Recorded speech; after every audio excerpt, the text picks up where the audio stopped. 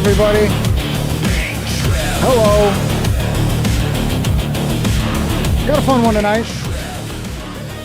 I figure what I might start doing in the future, just so I can not miss days, because I've noticed whenever I take like 3 or 4 days off, when I come back, YouTube doesn't like me. YouTube's like mad at me. It treats me like an employer after you call in sick for a few days, and then your employer's kind of got a bit of an attitude when you come back, you know? I might do shorter episodes. Like I might do live streams where like if I don't have 2 hours, maybe I'll have an hour or 45 minutes, and that's what I'll do. So we're going to do more of these more regular. Definitely going to do as many as we can this month. How's everybody doing? I did get a super chat before we even went live. Can I even, it doesn't show up. Yeah, it doesn't show up for me to play it if it was before I was live. Thank you for the $2. What was his name? Sweaty Nalga. Thank you for the 2, Sweaty Nalga. So Candace is dodging another debate. It really looks bad. Like, if you're in the Candy cult, obviously you're going to just accept whatever Candace says and be like, yeah, clearly this is a paid campaign from Israel, whatever bullshit she's coming up with. But when you lay down the gauntlet that you need $500,000 in order to debate somebody, that's kind of a bad look. It's a really bad look. And we know how it goes when she debates people. It's always terrible. Anyway, we'll get to that. We got like a 12-minute clip of that. Plus fun stuff, Nick Fuentes reacting to Tucker Carlson's whole new party thing, which seems to be a dud at this point. I mean, it seems like it was all just a promotion for his podcast. I don't know what's going on with that, but it's not looking very promising. And Nick really roasts the shit out of it because, yeah, it was a nothing burger. I was expecting some big announcement and like nothing came of it, dude.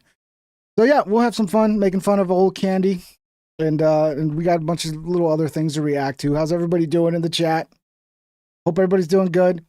It's because she knows she wouldn't win that debate. Yeah, of course. Like, if you look at it from an unbiased point of view, someone's willing to pay you $300,000 to debate you. They're clearly pretty damn confident they're going to win that debate.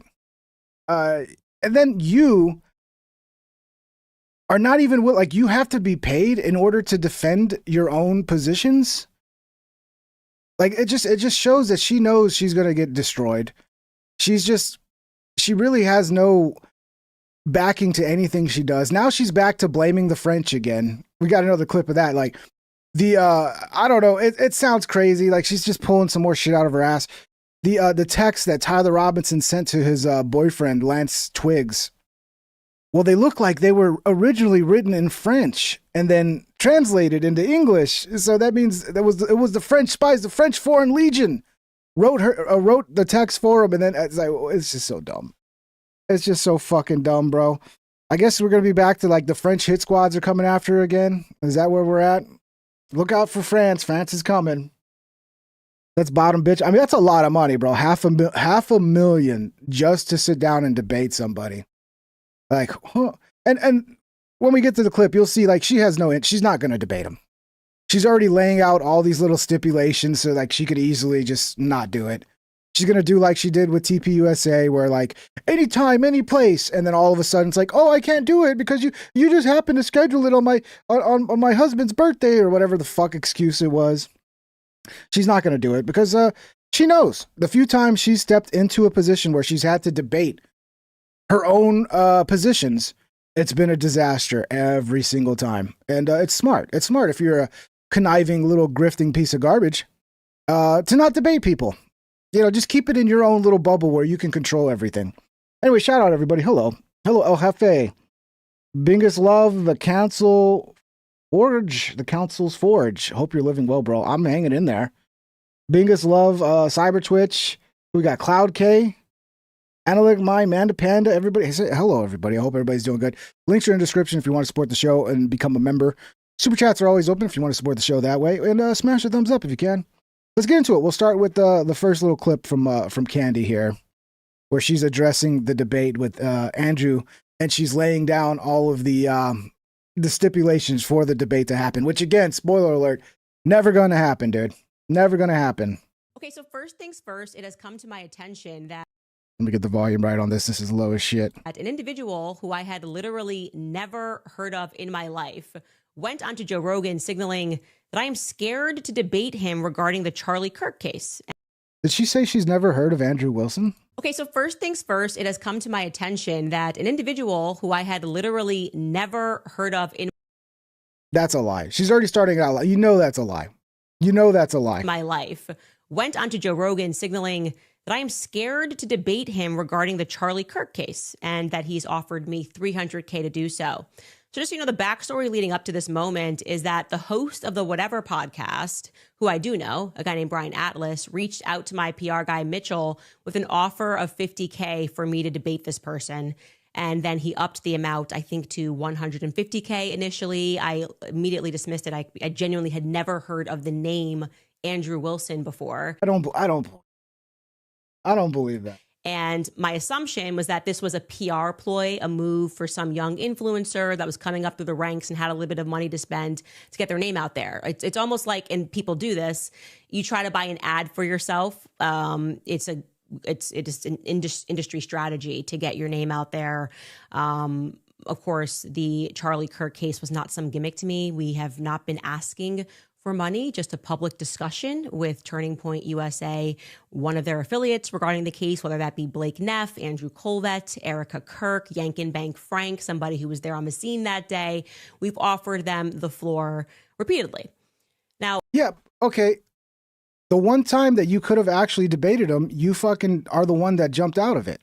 You were the one who was like, anytime, any place, you name it, I'll be there.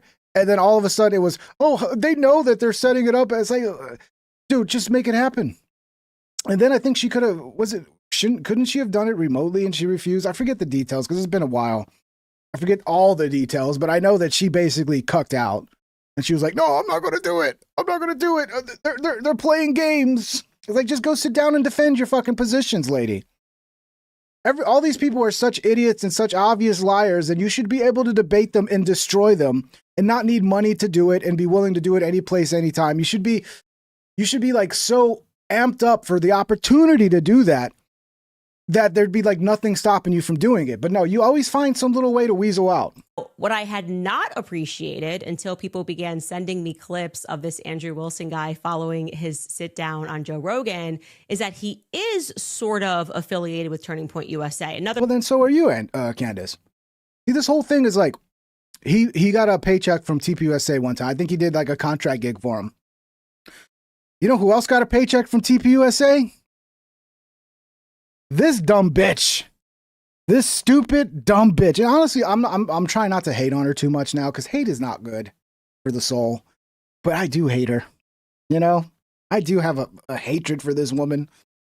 And but it's starting to more lean to just feeling sorry for her because this is not going to go well for her long run. I don't think mentally. I think mentally, unless she's even more psychopathic than I could imagine, like, she's not going to sleep well for, like, this is going to eat away at her conscience because she knows what she's doing. She knows she's just selling out everything for clicks, man, for attention. She's selling out to that fucking internet demon that's like, ooh, don't you want views and attention? You know, the same internet demon that Perez Hilton sold out to. Look what happened to him. That went real well. And I think now she's like talking, now she's trying to, I guess, the Perez Hilton, you know, him slicing himself up, looking like a straight fucking demon possession episode. She's starting to talk about that now because she needs, at some point, she's going to have to pivot. Like, I don't know how long she can keep doing the Charlie Kirk stuff. Like every day for like, okay. And it's almost going to be a year now, a little under a year, like every episode, Charlie Kirk. How long is she going to be able to keep that up? She's got to pivot to something else. The person in their orbit that they're boosting, so much so that he's apparently hugging Erica Kirk at Turning Point USA headquarters. I will let you take a listen to what he told Joe Rogan during their sit down. Take a listen. We offered Candace Owens, I offered her $300,000 to do a debate. I think, like you said earlier, the Whatever podcast. But obviously that's suspicious. He said we. I mean, is he working with Israel? He's a TPUSA puppet? You just said it yourself. The Whatever podcast. Because I think that's where they wanted to do it. Who's we? What's we? Oh my God. Who's we? We'll give you $300,000. What is her position? What does she think happened? She thinks that Israel worked in conjunction with TPUSA and Erica Kirk to murder Charlie. Based on what? Well, that's the million-dollar question. Nobody actually knows. She's never presented a single shred of evidence thus far that Israel ever worked to murder Kirk, that Erica Kirk certainly didn't. In fact, her position for the longest time was if Erica Kirk comes out and tells me to stop this, to stop the conspiracy on this, I will. So Erica did. She went out publicly and she was like, enough. Yeah, we watched this yesterday, but we'll watch it again. You're just causing more problems than we'll good watch it here again. as this investigation's going on. And everybody's talking shit about Andrew's a smoker. I kind of honestly, I respect it.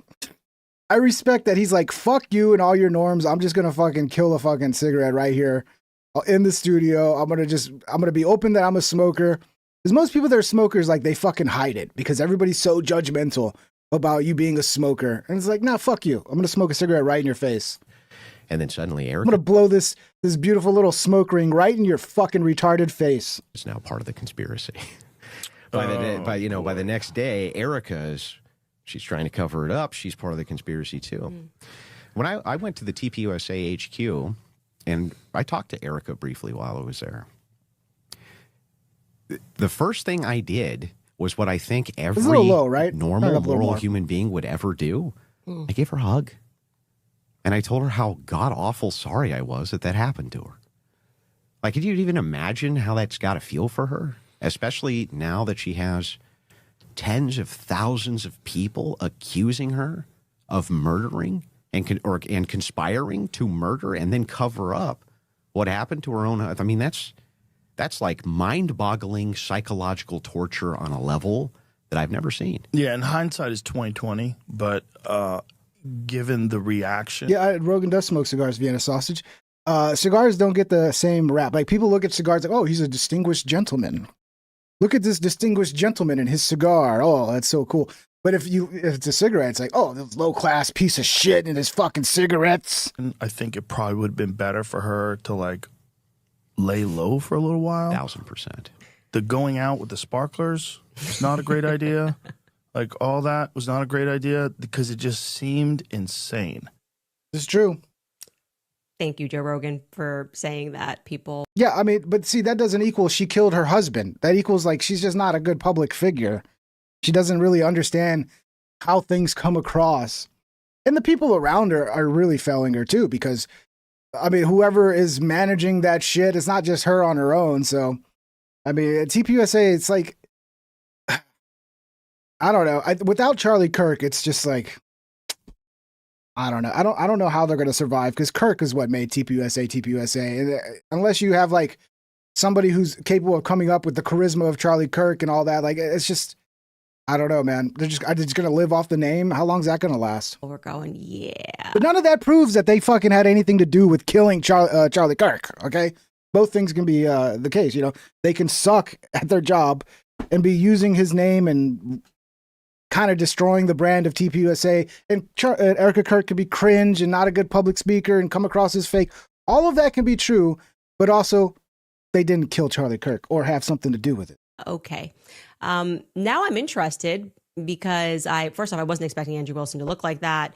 I understand, I guess, perhaps could probably guess how you magically fell into money to be running around offering $300K for a conversation. And I also now understand, having looked into it, why Blake Neff and Andrew Colvat seem to be boosting you on X. Now, for everyone who was like me and legitimately did not know who this man was 5 minutes ago. So she's using the same kind of what I thought was a weak argument on Andrew Wilson's part, where he's like trying to tie in the Unfuck America with Candace Owens. And it's like, no, you guys just agree on things. Clearly, if he's defending Erica Kirk and he's defending TPUSA from you trying to claim they had something to do with killing Charlie Kirk, they're probably going to like each other's tweets and shit. But no, it's all a coordinated thing, man. It's all coordinated. And if you go far enough back, you'll find Israel there giving everybody money. Andrew Wilson apparently had a presence in the manosphere debating feminists, and that would explain why he was appearing on the Whatever podcast, which regularly features these sorts of debates. I've been on the Whatever podcast and I've done these debates, so is Charlie Kirk. But now, of course, for, I guess, either the right price or a chance at staying or being in the limelight, he's willing to sort of flip his position and kind of present himself as a feminist right there. That doesn't make any fucking sense. So it's feminism to stand up for a widow who you feel is being treated terribly in the wake of her husband's death. That's feminism? Or is that how men are supposed to behave? Men are supposed to protect women. That's not feminism. What the fuck? And if you want to talk about how people got their starts, let's talk about how you got your start, Candace. Maybe people forgot you were kind of a fucking, kind of a wokey. Talk about racism, and then you were going to start a website that was going to dox children who are like bullying other children. I mean, she was pretty fucking, on the left. And then all of a sudden, she got some attention because she got attacked by some left-wing people. So the right wing was like, oh, we'll have you on and talk to you. And she got this love from the right. And all of a sudden, she's a conservative black woman. I think she's still a leftist. I think at heart, she's still a leftist. And which is why her and Unfuck America, they get along. They get along because she's doing the work that they like to see. Like, if you're a leftist, you don't want the narrative to be, hey, you guys fucking killed Charlie Kirk. You guys are responsible for killing Charlie Kirk. So, of course, you're going to like it when Candace Owens comes out and muddies the water and makes it look like, oh, actually, it was a right-wing, far-right Jewish Israel conspiracy that killed Charlie Kirk. And that's where I think there is a conspiracy. I think these algorithms who are left, they're run by lefties, okay? They are inflating Candace Owens and all these crazy conspiracies around Charlie Kirk to get the narrative away from what it was originally. And what I think most likely, the highest likely possibility is here, is that the left and this furry little fuck are the ones that bear some responsibility for the death of Charlie Kirk because they were demonizing him. And I mean, you saw how they acted when he got killed. Like, they came out, they celebrated it. Like, they are very violent. And that's a reality that a lot of us woke up to, is how actual violent the left is. But they don't want that to be the narrative, though. So push up, here, insert Candace Owens, old retard who's like, oh, I can make years and years of content and make millions of dollars making conspiracies off this. So they boost her in the algorithm. Next thing you know, the narrative's no longer about the left being violent. The narrative is now all this weird shit about how, oh, it was Israel. Oh, it was TPUSA. Oh, it was Erica Kirk. Oh, it was France. Oh, fuck, it was Nick Shirley. It was the fucking alien that flew by. Like, everything but what it looks like it actually is, which is the left being violent again.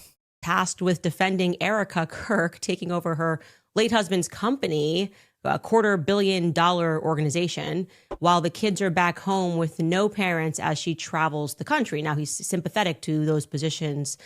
Now, Andrew Wilson looks to be about 50 years old. That's the best that I could do in terms of finding his age. Another point that I really was surprised by, because again, I thought this was like someone younger coming through the ranks.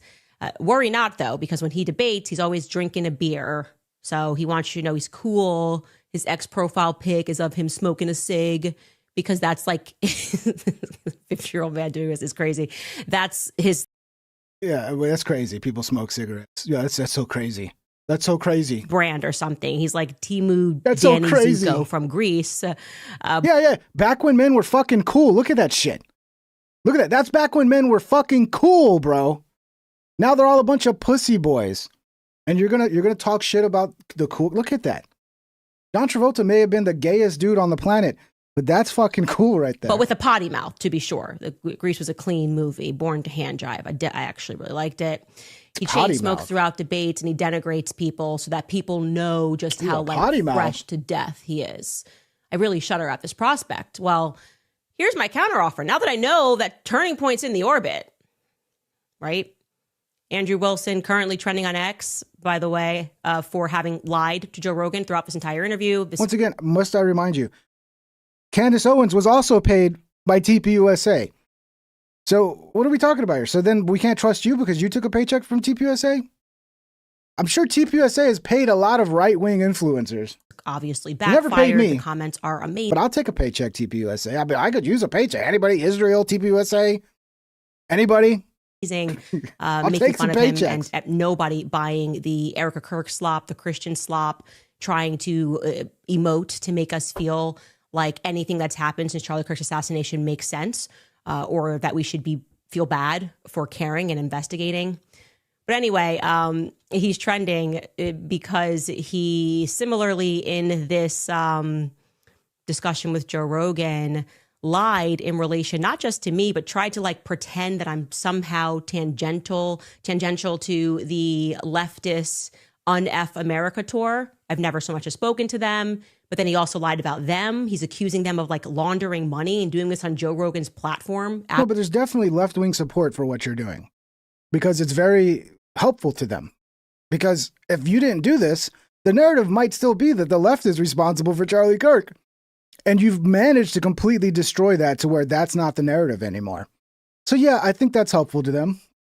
You also have, you guys never talk, but yeah, here you are talking. I mean, I have no clue where this came from. He won't provide any. Yeah, so this is the chick from Unfuck America, and she's been going after Andrew because Andrew said that they took money from ActBlue. It's a little bit. The details are a little different than what Andrew painted it, to be honest. Essentially, from what I was able to glean, they use ActBlue as like a processor. So essentially, they're taking donations from the public, but they use ActBlue's like donation links in order to get the money. But I wouldn't be surprised if there's some underhanded funding going on there. But I don't know. It looks like they're just taking money from the public through an ActBlue processor. But again, I think Andrew was a little off base with that because you don't need like this big conspiracy where there's like Democrat money behind Candace, because I don't think that's the case. I think Candace hated TPUSA. Candace did not like Charlie Kirk. Not at the time of his death. I think they were trying really hard to keep the peace with Candace. And I mean, her behavior shows how much she really cared about Charlie Kirk and TPUSA. Bootoil super chatted $19.99. What's up, Bootielli? The algorithm is controlled by nationless billionaires. The violent left is the perfect shock troops for the globalist agenda. They will destroy the agentic middle class and entrepreneurial spirit. Yeah, I mean, it's Trump really fucked up. He's giving these commies a real path to power because people are already suffering. The suffering may even get worse, financially, and a lot of people will turn to like, hey, yeah, if the government just took care of me, I wouldn't have to worry about how the hell I'm going to put food on the table. Thank you, Butielli, my favorite Latin America dictator. I don't know. I just when I say Butielli, it just sounds like the name of a dictator. But I love it. I love your name. Thank you for the 20, Butielli. Very generous of you, dude. So yeah, I mean the ActBlue stuff. We'll get back into that a little later. But somebody also said that Israel likes to assassinate people. Who was it that said that earlier? Akumaskill? But Ping, assassinating future opposition is 100% Israel's MO. Yeah, Israel does like to assassinate people. I agree with that. But let's get to the the idea that they would need to assassinate Charlie Kirk just because he said some things that they wouldn't like, because he talked about October 7th being suspicious, because he was against the Iran war. But let's not forget, this is Charlie Kirk, 5 days. I gotta find the clip. 5 days. I think I have it in my bookmarks. If I don't, this is gonna be a failure if it's not in my bookmarks. Man, I have that jump song stuck in my head. I don't know what it is. All of a sudden before the show, Van Halen, jump, might as well jump. I've just had that song stuck in my head. I don't know if I have like OCD or some weird thing, but for some reason, I get songs stuck in my head and then I can never get them out. Dude, did I lose it? I thought I had it in my bookmarks. I must have lost it. It's like 5 days before he was assassinated. Yeah, here we go. This is Charlie Kirk. So, look, there might have been reason for Israel to be not happy with some of the things he was saying, but name a bigger Israel supporter in the public sphere at this time than Charlie Kirk.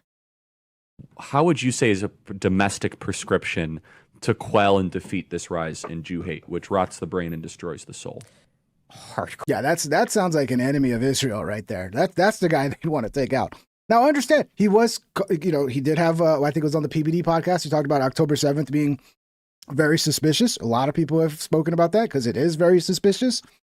Against the Iran war, which great, that's good. The Iran war is stupid. And, but I wouldn't have been surprised if he would have flipped at some point and been like, well, we got to do it, and just went along with it like everybody else on the MAGA side.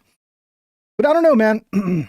I think it's convenient to ignore like clips like this Core anti-Semitism is just so sort of and just be like, oh, Israel, he was an enemy of Israel. It's like, no, he wasn't. irrational and not rooted in reality. That, I mean, It rots the brain, and the more they understand Islam, the better Israel looks too. They have no idea what Israel's up against, right? Which is these Islamic barbarian monsters. Yeah. Which no one wants to say. 5 days before he died. But yeah, okay, Israel took him out. Like the biggest Israel fucking supporter out there, Israel took him out. It's just, I don't know, man. It's just, come on.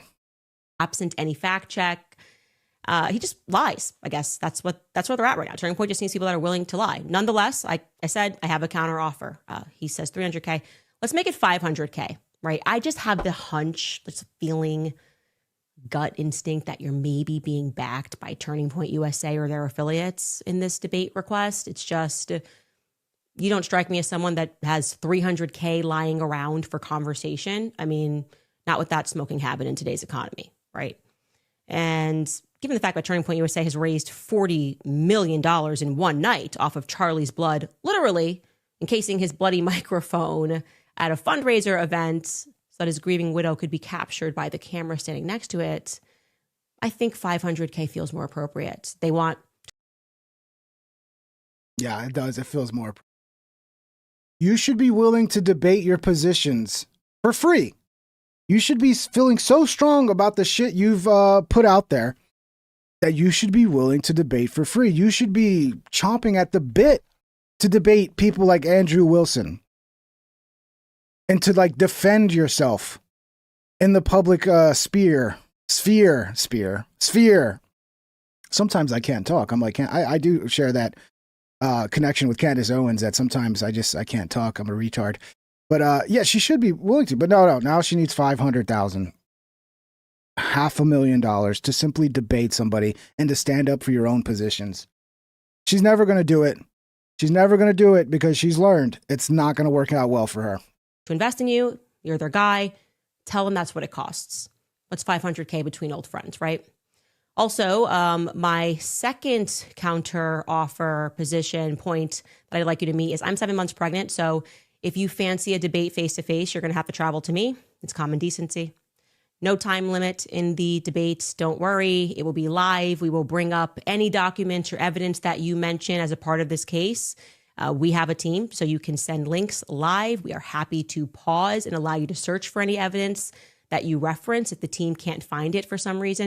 Yeah, they brought up the money because she wouldn't debate them. So they're trying to get her to debate, and when she won't do it, you're like, well, maybe if we offer her money, right? And then to come back with no, I need even more money. It's not a good look. And yeah, they're the ones that introduce money. Yeah, because they really want to debate her. Because they know they're going to fucking destroy her because she can't debate. Her positions are so retarded. And if she's forced to actually defend the 90,000 fucking retarded things she said that's just fallen by the wayside and everybody seems to forget about as she moves on to something else, like it's going to be really bad for her. So they try to lure her in with money, which is never going to work in the first place because she's got tons of fucking money. No tricks, as long as you want. Like I said, live, so anybody could see if we were trying to play tricks. As a 2A point no here, tricks. You're not going to be chain Tricks are for smoking kids. around me, tough guy. Okay, so you're just going to have to bring yourself and leave your cigs at home. And this is actually, I would say, the most important part for me. This is what has to happen. I do agree. Because she's pregnant, he needs to not smoke in the interview. Okay, so I'll agree with Candace on that one. No smoking, okay? You can't smoke around a pregnant woman, okay? I agree. Candace is right about that one. Third part here. Either Blake Neff or Andrew Colvett or Erica Kirk must publicly claim you first, meaning they must say that they are sending you in to debate on their behalf regarding the Charlie Kirk case. Okay, this is just so... Okay, so they have to be like, yes, he's on our side, and we're sending him in. So they have to take on your narrative in order for it to this is probably the stipulation that's going to make sure it never happens. Because they're going to come out and just follow your orders. I mean, maybe Andrew Wilson will be like, yeah, just say it, just so we can get a fucking debate. Just say it. Because I don't think Andrew Wilson is taking TPUSA's orders here, dude. Candace, you're huge. You're you've gotten a gigantic audience and a big time sway over the narrative of this Charlie Kirk thing. And people look into it like me, and we just get annoyed with it. We get annoyed that your fucking slop retardation bullshit is taking over the narrative around this case. And yeah, that's enough to make me want to debate you. I don't need TPUSA to come in and be like, oh, we need you to debate. No, I'd love to debate you because you're a fucking bitch. And I'd like to just destroy you in a debate. And it would be easy and fun. It'd be easy and so fun, you know? But no, it must be some deeper thing there. TPUSA must, he's just a TPUSA soldier, and TPUSA is sending him in. It's like, just so fucking dumb. But of course, she's got stipulations. Okay. No worming away after the fact. They don't get to be, oh, we don't really know this guy, whatever. They're boosting you. You're at the headquarters teaching people how to debate. I got to tell you, from the outside, it kind of looks like Turning Point USA scraping the bottom of the barrel looking for influencers. And they've now arrived at people who are just amoral, who will lie about what people have said. And like you, Candace, the most amoral, who also was an employee of TPUSA who got paid by TPUSA. Let's not forget that. You were also on the payroll of TPUSA. Potentially misrepresent their positions, and who I would say are not reminiscent of the honest debate strategy and style that was one. I would say are not reminiscent of the. She's got me before where she pulled out a word I wasn't aware that was actually a word. What the fuck is she saying? Positions, and who I would say are not reminiscent of the. Reminiscent. Guys, help me here. What the fuck is that word? Reminiscent. Reminiscent. What is that? Reminiscent. I don't know what word. Reminiscent. Reminiscent is an adjective that means making you remember or think of someone, an event, or thing from the past. No, that's reminiscent. I tried to spell reminiscent. Is she trying to say reminiscent? Honest debates, and who I lie about what people have said and intentionally misrepresent their positions, and who I lie about what people are looking for influencers. And they from you're at the headquarters teaching people how to debate. I got to tell you, from the outside, it kind of looks like Turning Point USA scraping the bottom of the barrel looking for influencers. And they've now arrived at people who are just amoral, who will lie about what people have said and intentionally misrepresent their positions, and who I would say are not reminiscent of the honest. Reminiscent?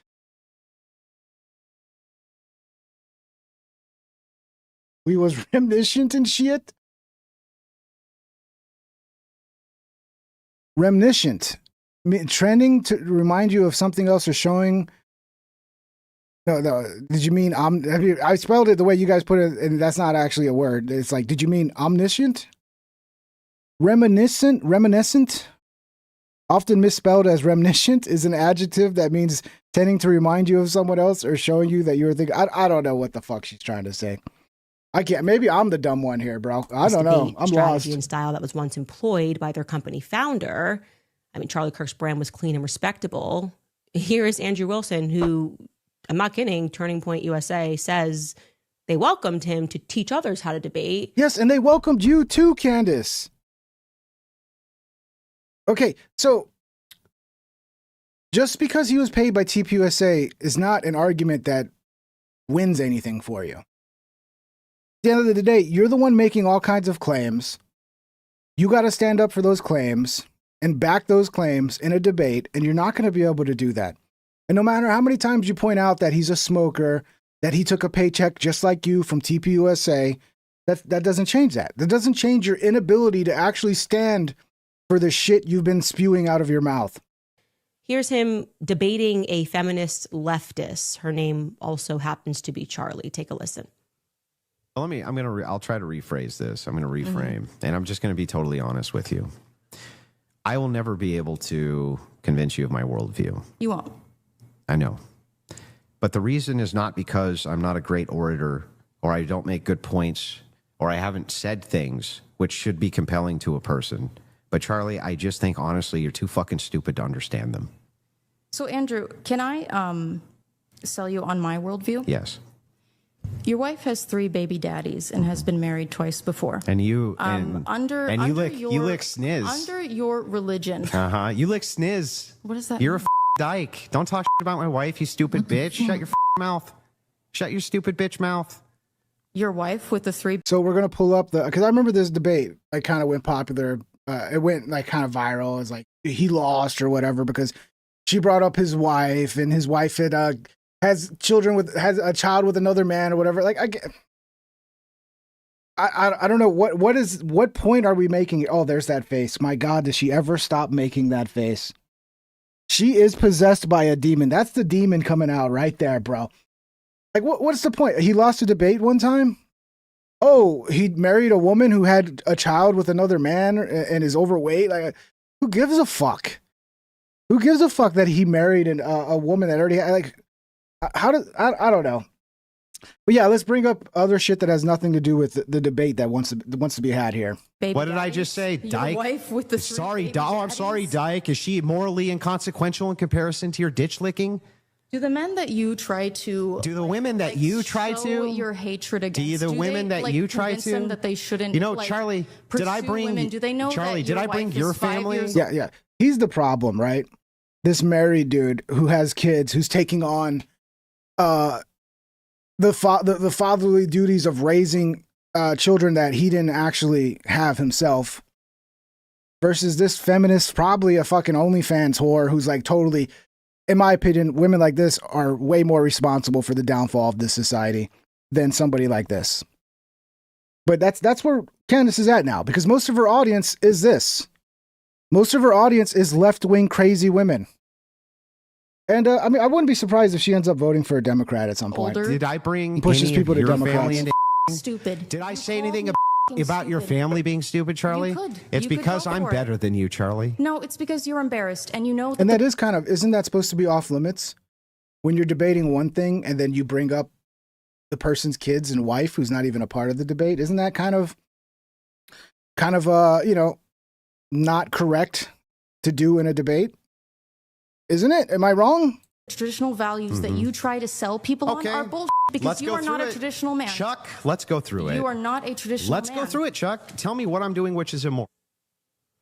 We probably should have bleeped out a little bit more in that clip. I don't even know what some of those words mean, but Yeah. Bleep about, because God forbid you don't get ad revenue for this episode. that's him in a nutshell. God forbid. Just kind of curses and smokes cigarettes and tries to denigrate people.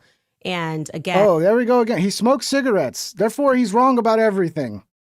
He smokes cigarettes. He's wrong about everything. You know that by the fact that he smokes cigarettes. and just to give you guys the proof here, Andrew Kovac claims they did pay He smokes cigarettes. He married a woman who had kids from another man.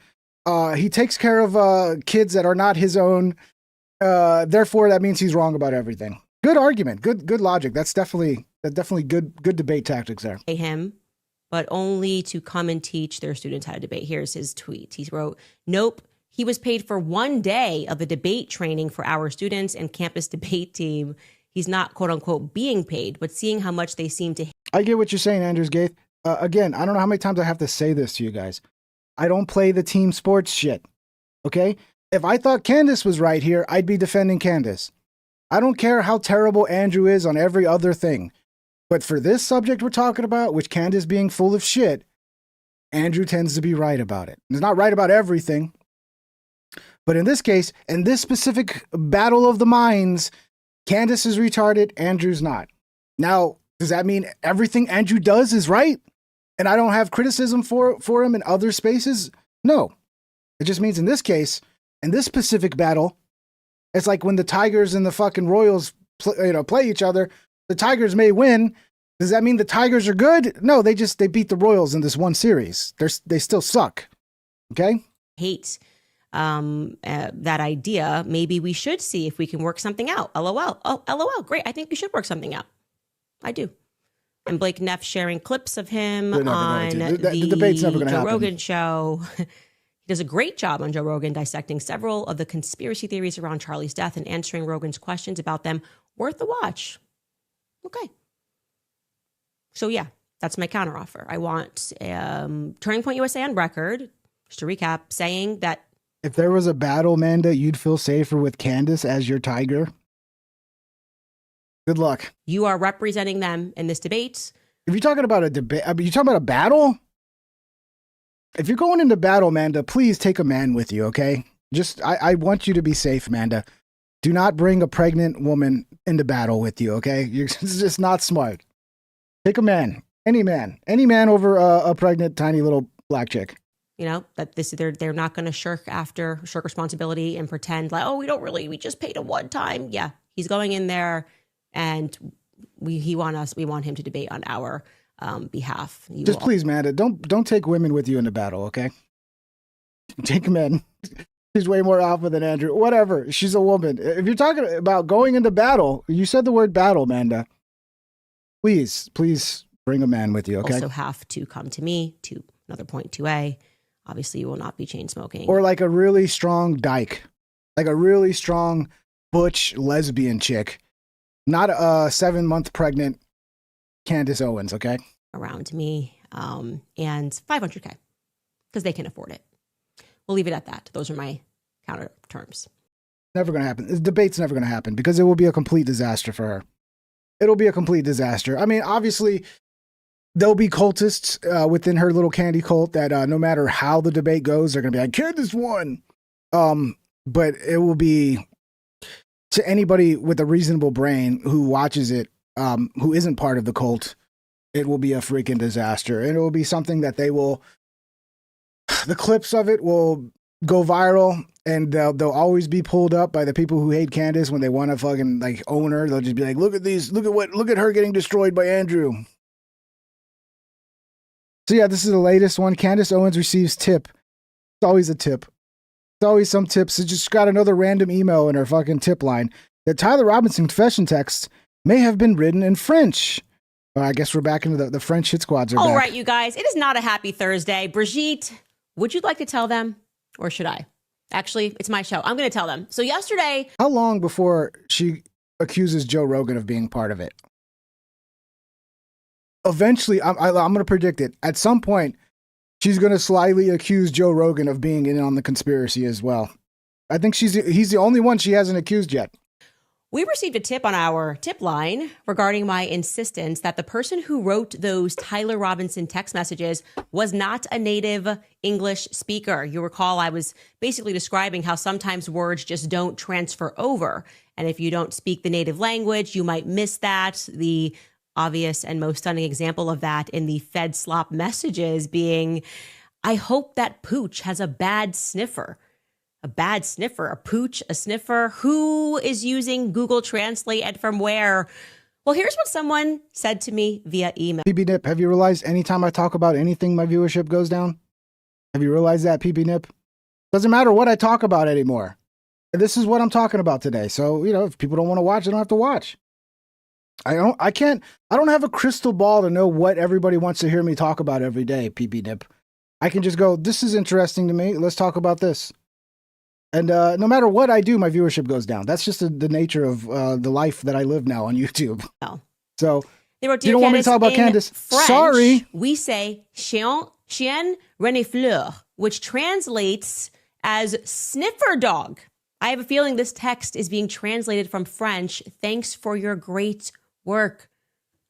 Guys, obviously it's French. Pooch. French people always make things sound a little bit more pretend. Americans say pooch too when they're talking about dogs. So I don't know. This again, she's reaching for like the dumbest fucking thing she can find. And I looked it up, and sure enough, the way that they describe a canine, a detective dog, would be a renifleur, which... Guys, I understand sometimes I'm going to talk about things you're not interested in. That's life, guys. PB Nip, I'd love to have every episode be something that you're interested in. If I could pull that off where every episode is something that you're interested in, that'd be great. But do you understand how impossible that would be to actually do in reality, PB Nip? God bless you, bro. Literally translates into a sniffer pooch. It's like the most unbelievable thing. I'm deeply upset by this. I promise you, Brigitte. You're still missing those days the Egyptian planes were in America. We still cannot track Brigitte. If I find out Brigitte authored those messages, there was going to be hell to pay. She's, all right, you guys. It's like she's almost doing a parody of herself now. I don't even think she really believes this. So that's the new thing. Okay, so they wrote the text for Tyler. The French Legion hit squad under the command of Brigitte Macron wrote the text for Tyler Robinson in French. By the way, because the government of France can't find somebody that knows English, so they had to write it in French, and then they used Google to translate. It's what the fuck. It always comes back to France for some reason. It always comes back to France. Yeah, so this is the Act Blue, like this is not Act Blue, Unfuck America. She's really like going hard at Andrew Wilson now because this is her chance to get some attention. She was mentioned on Rogan. And to be honest, I think Andrew might have got a little too out in front of his skis on this one because I don't think there's money going from Act Blue to Candace Owens or whatever Andrew was trying to say. I think he's wrong about that. So he just handed a victory to these people. But apparently they were arguing with each other in text, and then Andrew just started sending her weird voice messages.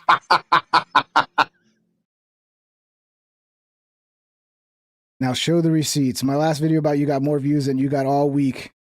Oh, well, then you better go make another one. It's working out for you then. One thing about me, Andrew, is that I will become your worst nightmare. That's always cringe when people say that. This chick, by the way, this fucking, I'm going to become your worst nightmare. I mean, that is cringe when people say shit like that. I already humiliated your dumb ass in front of TPUSA. Also, just a little advice for next time. I wouldn't talk about your wife's looks against Kyla's. That ratio was humiliating. If you want, you can hire to do your PR. I don't even know what that's about, but he sent a bunch of weird voice messages. Oh no, Z! Don't be my worst nightmare! Oh no, please! No! Oh no! Stop! Stop! Oh no! It's my worst nightmare! Oh, you fucking idiot! Get the fuck out of here, you stupid bitch! Get the fuck out of here! That is crazy, dude.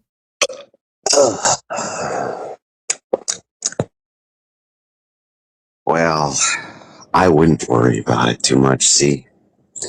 You can go back to seething on your videos or whatever it is you do. I do thank you for your concern, though. It's very kind of you to reach out and make sure that I'm okay after my latest Rogan appearance. It's, I think he was wrong to try to insinuate that like somehow Act Blue is funding Candace Owens. It's like, no, you don't.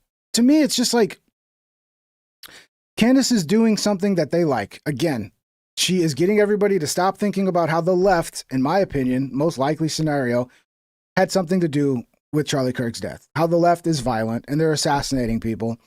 And that's it. Like that's all you need. Like when you have that, like they're gonna latch onto it and be like, oh yeah, this is great. Push Candace. I want to, they're gonna like her because she's doing their work.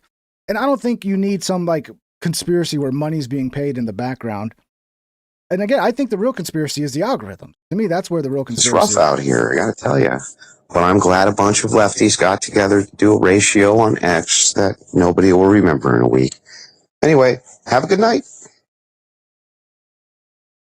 I can't decide between Miller or I got this other shitty American beer, but I can't decide. I think I'm going to go with the Miller, Z. I do. I think I'm going to go with the Miller. I'm going to go with the Miller for sure. Also, this fucking game, Mistfall. Don't get this game. Terrible fucking game. It was a bad decision. I'm rethinking my entire life. I really shouldn't have got this game. Terrible. It's fucking awful, Z. It's an awful game. This one, though, is called Survival Fountain of Youth. Fucking great game. It's severely underrated, too. It's only like $5. It was only $5, Z. Hours of entertainment. Highly, highly recommended. Now, could you ever make a stone spear like that? I don't fucking think so, Z. I don't think you could. I mean, this is kind of funny. Me, though? No fucking problem. Made that shit like it was nothing, Z. Took me, I don't know, 10, 15 minutes max, and now I'm going to go hunt down an animal for lunch. So, how you like that? Well, have fun doing that then. But for me, stone spear making is the epitome I'm too busy making millions of dollars, Andrew. Okay. Seems a little weird because I thought you were in it, like, for the cause, right? Like ending, right-wing extremism and, making the left fucking win the culture war at the universities, but you're bragging about making millions of dollars. Sounds like you're in it for the money.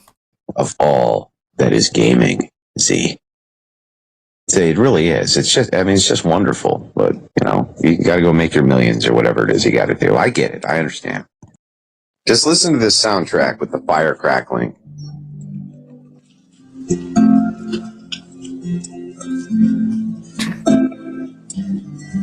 I mean, this goes on and on. So he's just, essentially just trolling her. But yeah, I think he was off base because when I looked it up, essentially Act Blue is like the payment processor. So like if you as a regular person want to donate to Unfuck America, you donate through an Act Blue link, but the donations are coming from like regular people. That's what I looked up. So I don't think he was right about that one. Oh, this is one that I forgot yesterday. I missed. Is Andrew Wilson talking about the 30-06 stuff, which he's basically saying the same thing I said a long time ago. Yeah, but people will just never, they'll never move away from their initial claim, which is there's no way a 30-06 wouldn't just rip his head off. There's no way it wouldn't just punch a hole and go through him and everything else and just keep going for eternity and eternity. It's like, no, you can actually look up the records. Like there have been plenty of wars where we can look at how these wounds happen with a 30-06, like in real battle. And yeah, there's tons of data on it. 30-06s don't always have an exit wound. It just is what it is. And that's even like with Full Metal Jacket. Because in war, they're usually using a Full Metal Jacket. A soft point, it's even more likely that it's not going to have an exit wound, but it seems like a gun. People don't want to acknowledge this shit. They just keep moving on. Oh yeah, you believe that? Oh, it's like it's not that I believe it. It's that it's literally evidence. It's literally data showing that this does happen, and you're just like, it never happens. But here's this data saying it does. Oh, whatever. Okay, you're just paid by Israel. Gunshot wound. It's just hard to imagine that it's a 30-06. And Joe's been one that's fallen for this bullshit too. And I think Andrew finally sets him straight here. That's my issue with it. I look at it and, I've seen takes from guys that are gun experts, and they have a problem with it too.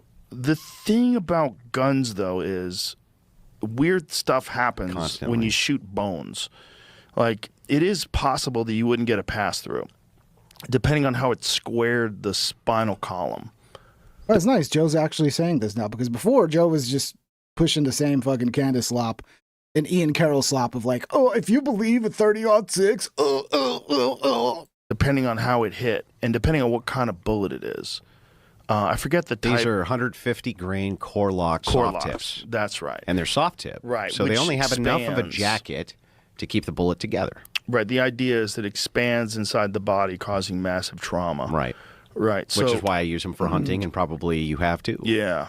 No, I haven't used that particular round. Gotcha. Me. Remember, the 30-06 used in the M1 Garand was used in World War II, and then it was used in Korea. Before that, we had the 03 Springfield. It was used heavily in World War I, World War II, and again in Korea. The U.S. Army has studied 30-06 entry wounds in depth and produced many manuals on it explaining how cavitation works with 30-06 and that the bullet doesn't always penetrate. And that's with Full Metal Jacket rounds that are designed for maximum penetration, not 150 grain core locked coming out of an antique rifle, essentially. It could easily split up very quickly. And that's why they ended up pulling fragments out of Charlie. It wouldn't surprise me if when we have all of the data from the coroner report that he has tons of shards all throughout his chest, all throughout his entire, because they were saying that there's trauma inside the chest, which would make sense if the bullet split up here. Right. It would create all sorts of fragments down in the chest. Right. That is an important distinction about the type of bullet.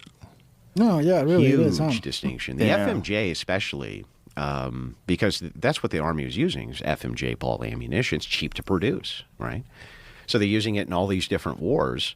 And the amount of people shot with that caliber between World War I, II, and Korea is astronomical. They even used the 30-06 in Vietnam.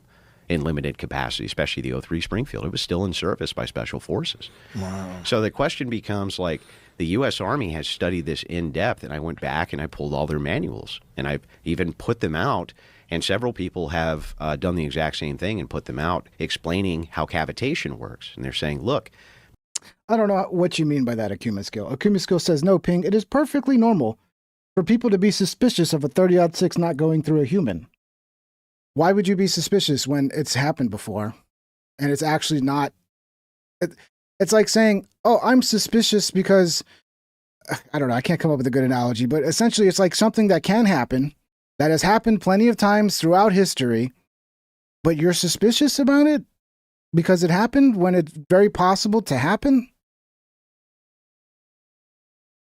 The whole argument, the whole point of the argument in the first place was to say, hey, there's no way the official story that he was shot with a 30-06 is true because it's impossible to be shot with a 30-06 and not have a fucking exit wound. Okay, it's not impossible.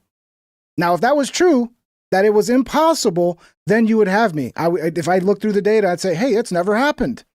There's never a recorded incident of someone being shot with a 30-06 and not having an exit wound. You're right, it's impossible. So that makes the official story unbelievable. But then when you look at the data and you go, oh, actually, this is not impossible. It happens. Okay. It's happened many times. It's very possible. Then what is there to be suspicious about?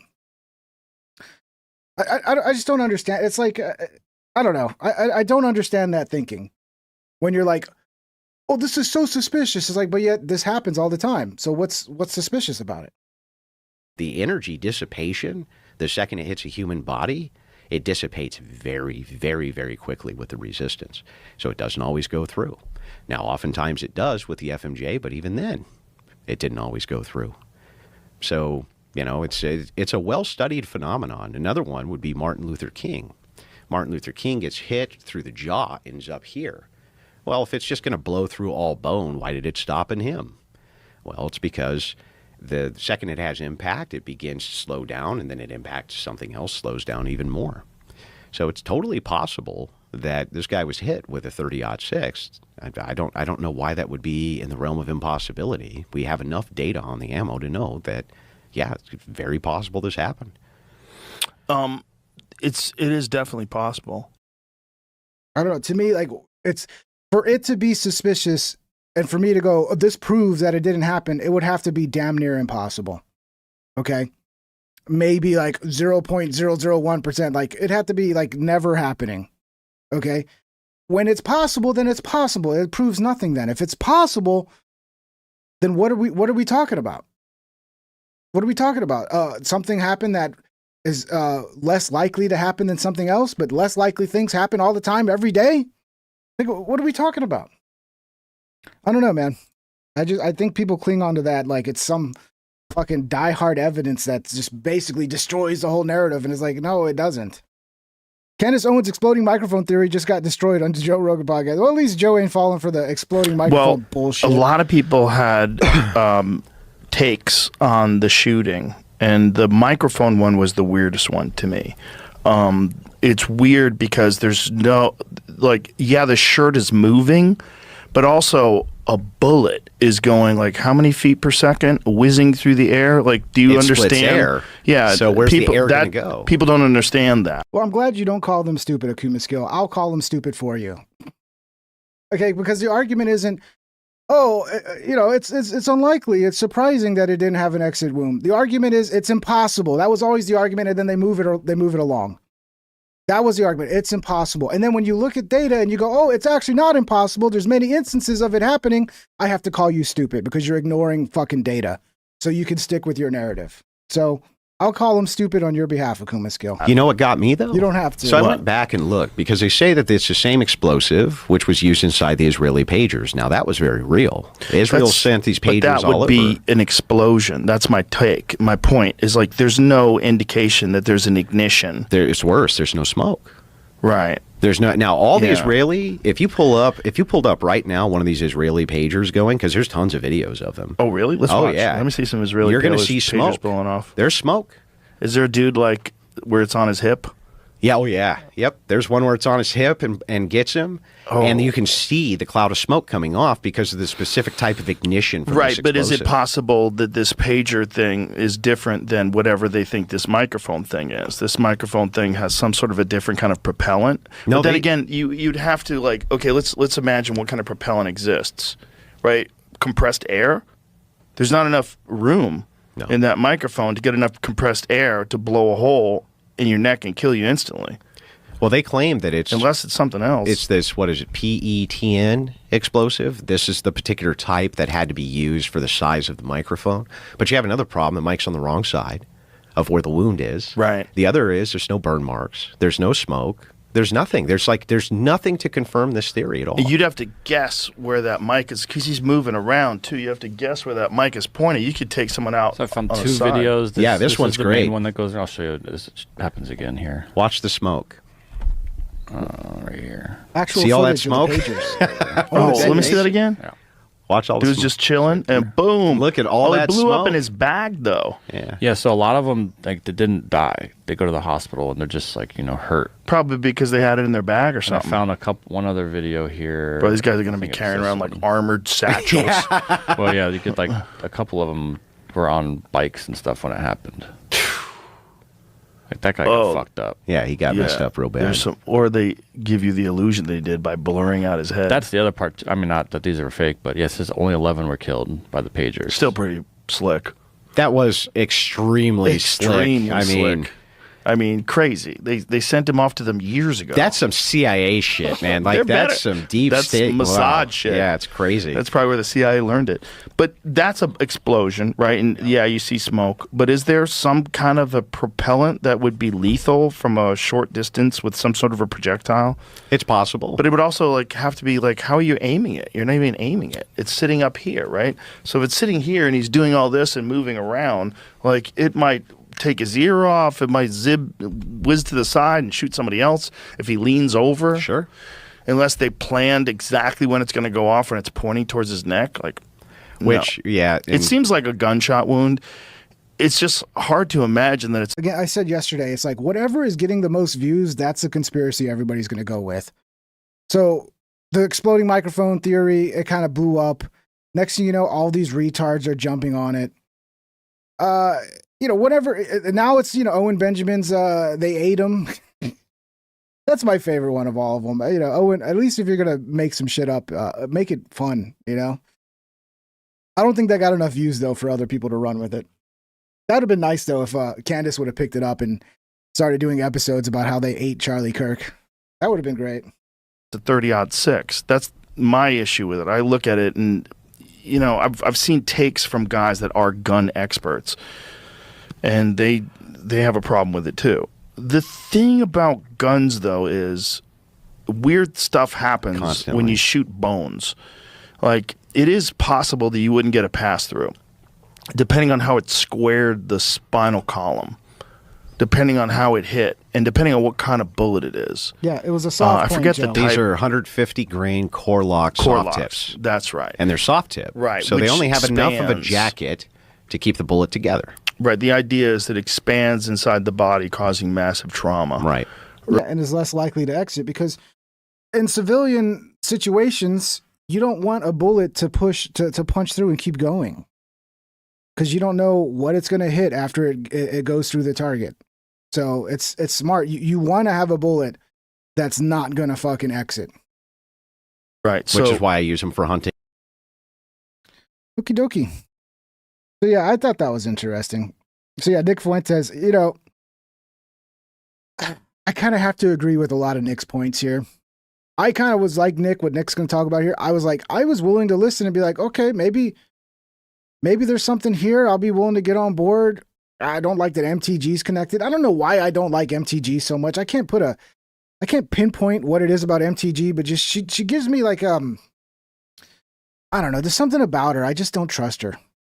I just don't trust her. She just something about her puts me off, man.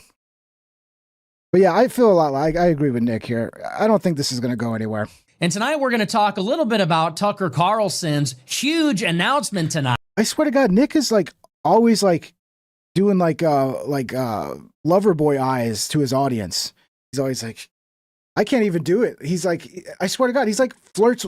Some of the best streamers, like they know how to flirt with their fucking audience.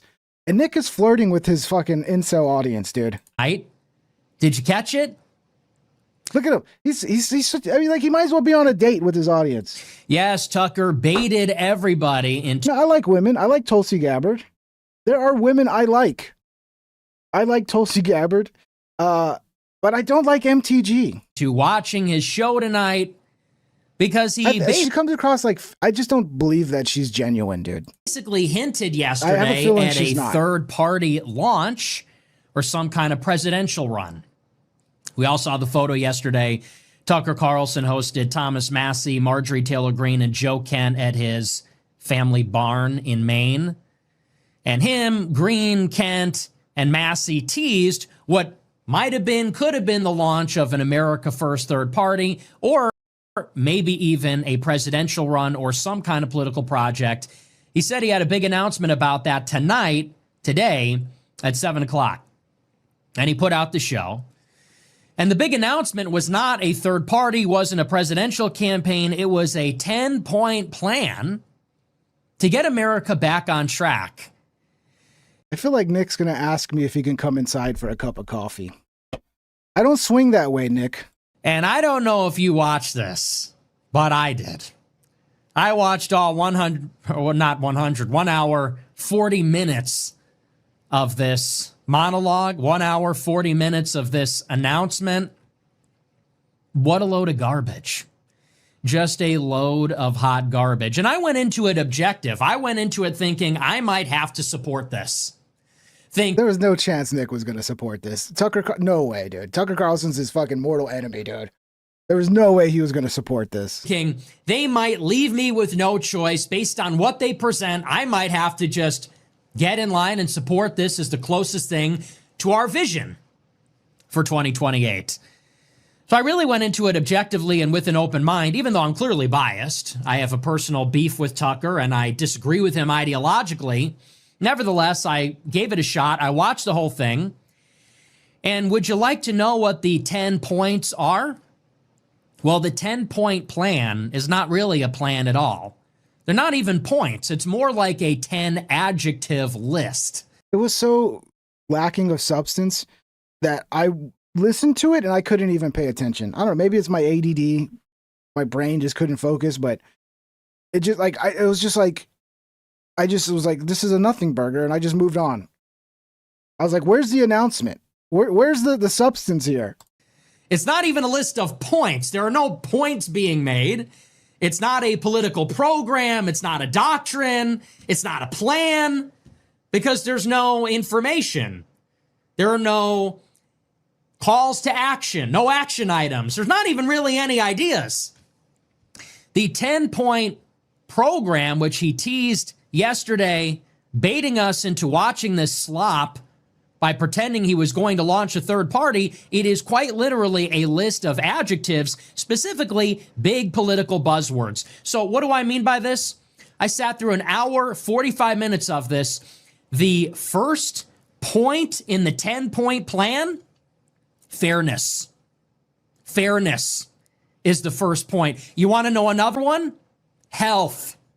Health is another point in the 10-point plan. How about another? Unity. Unity. These are 3 out of the 10 points in the 10-point program. Health, unity, fairness, honesty, decency, beauty, productivity. I'm not making this up. Yeah, it's kind of lame. I want to hear about how you're going to dismantle the federal government.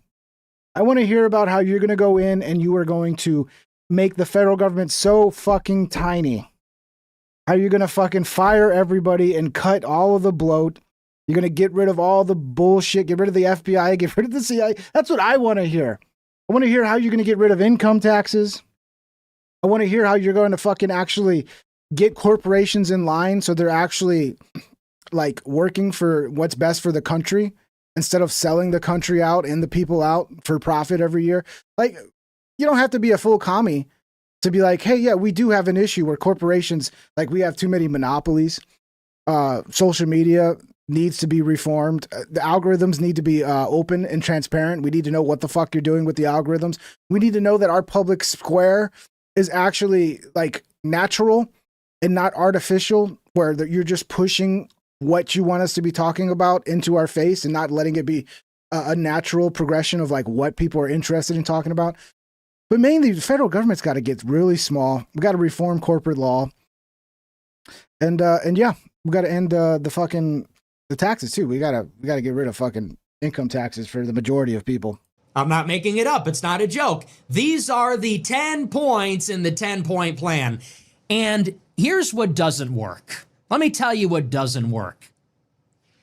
It doesn't work when you make your entire shtick that you're a plain-spoken, no-nonsense, straight-shooting, folksy, in the woods guy like the rest of us. And then your political project is all focus group tested rhetoric. That's what does not work. It doesn't work when you try to rebrand from a snobby, bow tie wearing, libertarian, trust fund, Republican elitist, and then you pretend like you're in the woods fishing and hunting and worrying about money and sleeping with your dogs and the rest of it. That rebrand doesn't work. Yeah, but I remember Tucker Carlson. I remember a clip. Was it Joey Boots, the guy who was like part of the Whack Pack on Howard Stern? Like Joey Boots went to I guess this like lake or whatever in Central Park in New York City, and Tucker was there like fishing, and Joey Boots was like, "What are you doing fishing here?" He didn't even know it was Tucker Carlson, I think. But Tucker Carlson's always been an outdoorsy type of guy for a long time. I don't think that's him putting forth a character to seem like more like a regular American. I think that's just who he is. If your political project is just more political crap, because that's what this is. This is not a plan. This is not a doctrine. There's no ideas here. This isn't a program. This isn't even a revolution. And he says it at the beginning. He says this is actually counter-revolutionary. And what it is, it serves the same purpose as one of these books that all these candidates write before they run for office. You know how before Rick Santorum or John Huntsman or Mitt Romney, before they run for office, they have a political consultant ghostwrite a book, which they will sell a few months before they announce, or they drop it sometime after the announcement. And the book is going to be filled with garbage like this. It's going to say decency, civility, pride, patriotism, unity, prosperity. It's going to contain all these buzzwords that mean nothing. There's no specificity. We can't affix ourselves to any of them because there's no details in them. And everybody can simply just project onto these vague words whatever they'd like. That's really what this is serving as. It's political garbage. I'll tell you what else doesn't work about this. It doesn't work if your whole shtick is being plain spoken and then you give us rhetoric. That also doesn't work if you're trying to fill Donald Trump's shoes. If you think that we're going to create the successor movement to MAGA, we're going to fill the shoes of Donald Trump with this, it just goes to show you don't understand how Trump got elected, how Trump created the MAGA movement, how the right wing became ascendant again in the country. You want to know the difference? What was Trump's program in 2016? Build a wall, lock her up, law and order, drain the swamp. We're going to say Merry Christmas again. That was the program in 2016. Tariff man. What's the program in 2028? Health, decency, unity, productivity. Let's be sweet and nice and let's just hold hands and sing Kumbaya and let's eat the rich and let's end all the wars and let's get rid of bedtime and let's have ice cream in the cafeteria. Fuck you. And I have to say, I was a little bit gleeful seeing the manifesto because it just goes to show they are not prepared for what is going to happen. It's crazy because the playbook has been here for 10 years. The playbook, this is an open book exam. The playbook, as written by Trump, as written by Imperator Trump, has been open for 10 years and they still don't get it. We're not going to win with this economic populism. We're not going to win with this conciliatory approach to the left. There will never be a Trumpism without Trump. There's never going to be this handshake between the CIA and the rubes. I don't know. I think we just need to return to the original vision of the founding fathers for this country.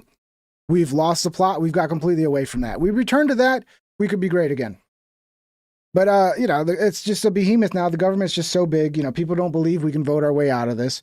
I think if we had the right candidate, good luck getting that right candidate. But if we had the right candidate willing to wage the revolution from the presidency, it would be so much more effective than a revolution from the people.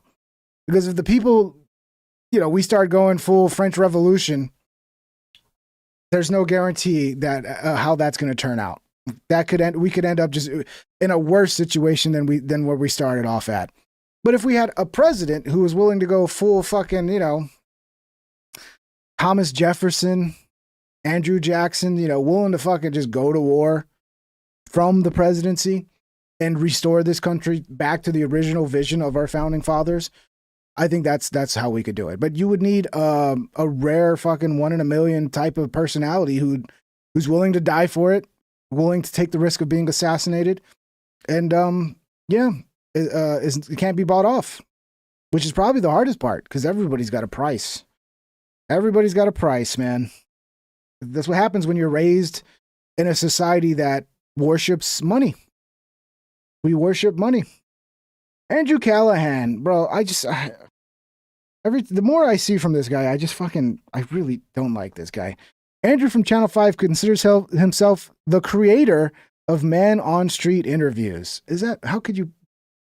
They've been around forever, dude. Man on the Street interviews have been fucking forever, bro. What are you talking about? Andrew tells creators to not make content about minorities invading different parts of the world.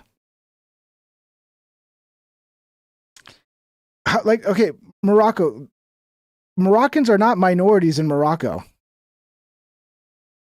I don't know. He's so fucking woke, bro. If you're inspired by Channel 5 or All Gas No Breaks and you want to make your first interview, man on street style interviews, don't make it about minorities invading, quote unquote, different parts of the world. I know it's an easy way to get clicks for yourself. Oh, it's an easy way to get clicks. And it's not a real problem. Yeah. Don't make it about a real problem that citizens are facing where they're being replaced by foreign people. Don't talk about that. You can't do that. You can't do that. It's off limits, according to Andrew, for some reason. But negativity has a very short lifespan, so keep it player and make people's lives better. Shoot, I think people are doing like Andrew, make everybody's life better. Andrew's making everybody's life better. That's so sad. That's the easiest cop. That's what I hate so much about all my bastard children online, is that they take what I was doing, which is like giving a voice to people on the street who don't have like a platform, and they're like doing the agenda of like the current U.S. government. You mean interviewing retards and then editing it to make them even more retarded in the edit? Oh, you're a fucking angel. You're a saint, Andrew. If only everybody was like you. You're just trying to make the world a better place. And going to like different minority neighborhoods and like antagonizing Indians with questions about shitting on the street, or like asking Jews like, how much money do you get from the government, or like asking black people like, why do you do so much crime? And they package it as investigative, and they use AI. I mean, that's a documentary I'd watch right there. Go to Chicago and be like, hey, excuse me, black man. Yeah, what's up, buddy? Why are you guys doing so much crime? That's what I want to know. That's a documentary I'd watch. But we all know the answer. Keyframes of like, like whatever the stereotype is. And these videos do like 10 million views, way more than anything positive. And all the comments are just like, our country's being attacked from within. And so what that looks like in real life is a kid getting bullied at school because he's black or brown. Bro, that's the first time. That blew my mind. I haven't seen a message held for review in the longest time. And I just saw 2 messages held for review. I thought they got rid of that. Like YouTube, like even the regular comment section, there used to be like you could go into like the tab where it was like held for review, and then you could approve the comment because whatever the algorithm for YouTube is like thinks it might be bad. I ain't seen that in a long time, bro. I thought they got rid of that. They basically took it away from the creator to decide whether it was okay or not. If they just basically hide shit and don't let it go through. Or anything. You know, like, but Oh, it's so creating the sad. It conditions happens all the time, Ping. Oh, thank you, Hefe. I never see it. for children to be bullied based upon race. And, you know, I was a kid at one point, and I know how fucked up kids are. And so I just see this content, and it makes me genuinely sad. So yeah, if you take inspiration from me, give Yeah, it was Bingus Love and Butieli platform to that people was who held don't for have review. one. But El Jefe went in and approved it. If you're inspired, So yeah, guys, don't make stuff about populations being replaced by foreign people. Don't make things about how citizens of countries are being betrayed by their own governments, unless those citizens are black and it's white people. If it's white people invading the black man space or any person of color, you can do a documentary about that. But if it's a person of color invading a white country, you can't talk about that. That's off limits. That's off limits, according to Andrew. And Andrew's the boss. He gets to decide what you talk about. So there's some updates on Perez Hilton. New update on Perez Hilton as his family issues statement. Sepsis listed as possible cause of psychosis. This is what people were saying. He recently got pretty sick and he had sepsis. And there's some sort of thing where if you get sepsis, like you can have some sort of sepsis psychosis that happens later on or something. I don't know. This is the first I'm hearing about this. I still think it's more likely demonic possession, but I mean, who knows? Who knows? Perez Hilton's family, they are having trouble dealing with what happened earlier this week. Horrific scene at his Miami house where he had slashed himself over and over on a live stream. And he is now in the hospital under psychiatric care. And his family is saying this is absolutely heartbreaking. Yeah, and there's a lot of people, a lot of like celebrity women are coming out and like telling their stories about what this guy did to them. I think there was like this one chick, who was it? Taylor Momsen, I believe. When she was 16, some paparazzi took like a underskirt shot, you know, and she had like a tampon string coming out of her, you know what? And he took that and he posted it of a 16-year, like the shit this guy did. It's no wonder that he came under demonic possession. I mean, I don't know if he really was demonically possessed, but I mean, fuck, bro. That guy did some nasty shit. And again, he put attention and clicks and money over everything else. Oh, 16-year-old girl, who cares? I'm going to post a picture of her vajayjay with a tampon string coming out. I don't care if she's 16. This is going to get me attention and money. And you sold out to that little fucking demon, man. The demon of fucking pride, the demon of attention whoring. And then he tried, I guess he I don't know if this is even legit or if this was just like for publicity. You know, he claimed to have become a Christian and he found God. And then all of a sudden this shit happens. I mean, maybe he was finding God and the demons are like, no, we're not done with you yet. Or maybe he was faking like he was finding God. I don't know, man. But as I get older and the more shit I see, the way the world's becoming, it's hard for me to deny that demons are real. You know, he has 3 children. We know that the children were not home at the time that this incident happened. But of course, people are wondering what's going on with the family. Bro, I've never seen so many. Again, 2 more that had to be reviewed. Is that really normal? You see that every episode? Because I never see that ever. Because I look at the chat a lot. Like now I'm seeing 2 more. I think YouTube did some sort of change to their system. So Thank you for being on top of it, El Jefe. The family released a statement basically saying that Perez is doing better, which is a great update because he's communicating. He is communicating. By the way, just to be safe, you really should. We need to get Perez some holy water. And as I'm talking about demons, see, the demons are making it hard for me to even get the bottle open here. Let me, a little dab of holy water. Because look, man, we can all come under demonic attack. So just need that protection of the Holy Spirit, bro. Need that protection. because I might not be perfect. But one thing I'm not willing to do is to lie and sell out for attention. And that's what everybody else is doing right now. I at least try to do one thing, and I try to find the truth. And I may be wrong sometimes. I may come to the wrong conclusions. But I, at the end of the day, am trying to get to the truth. And to me, I think people don't really appreciate how correct truth is. Like that's like, to me, being close to God is actually caring about truth. Because who was Satan? Satan, the father of lies, right? So if you want to be like Satan, you know, just keep lying and making shit up. Me, I want to be holy, and I care about truth. And yeah, get yourself some holy water, because the demon attacks are coming strong these days, boys. Now, as far Be as protected. how much he's communicating, that is. What's up, Enocrad? Enocrad6306 super chatted $1.43. Just saying hi, hand waving. Well, hello. Hello there, Enocrad. Hi back to you, buddy. But yeah, guys, we're about an hour and a half in. We could use some members. We could use some support on this show. So if you want to support, it's appreciated.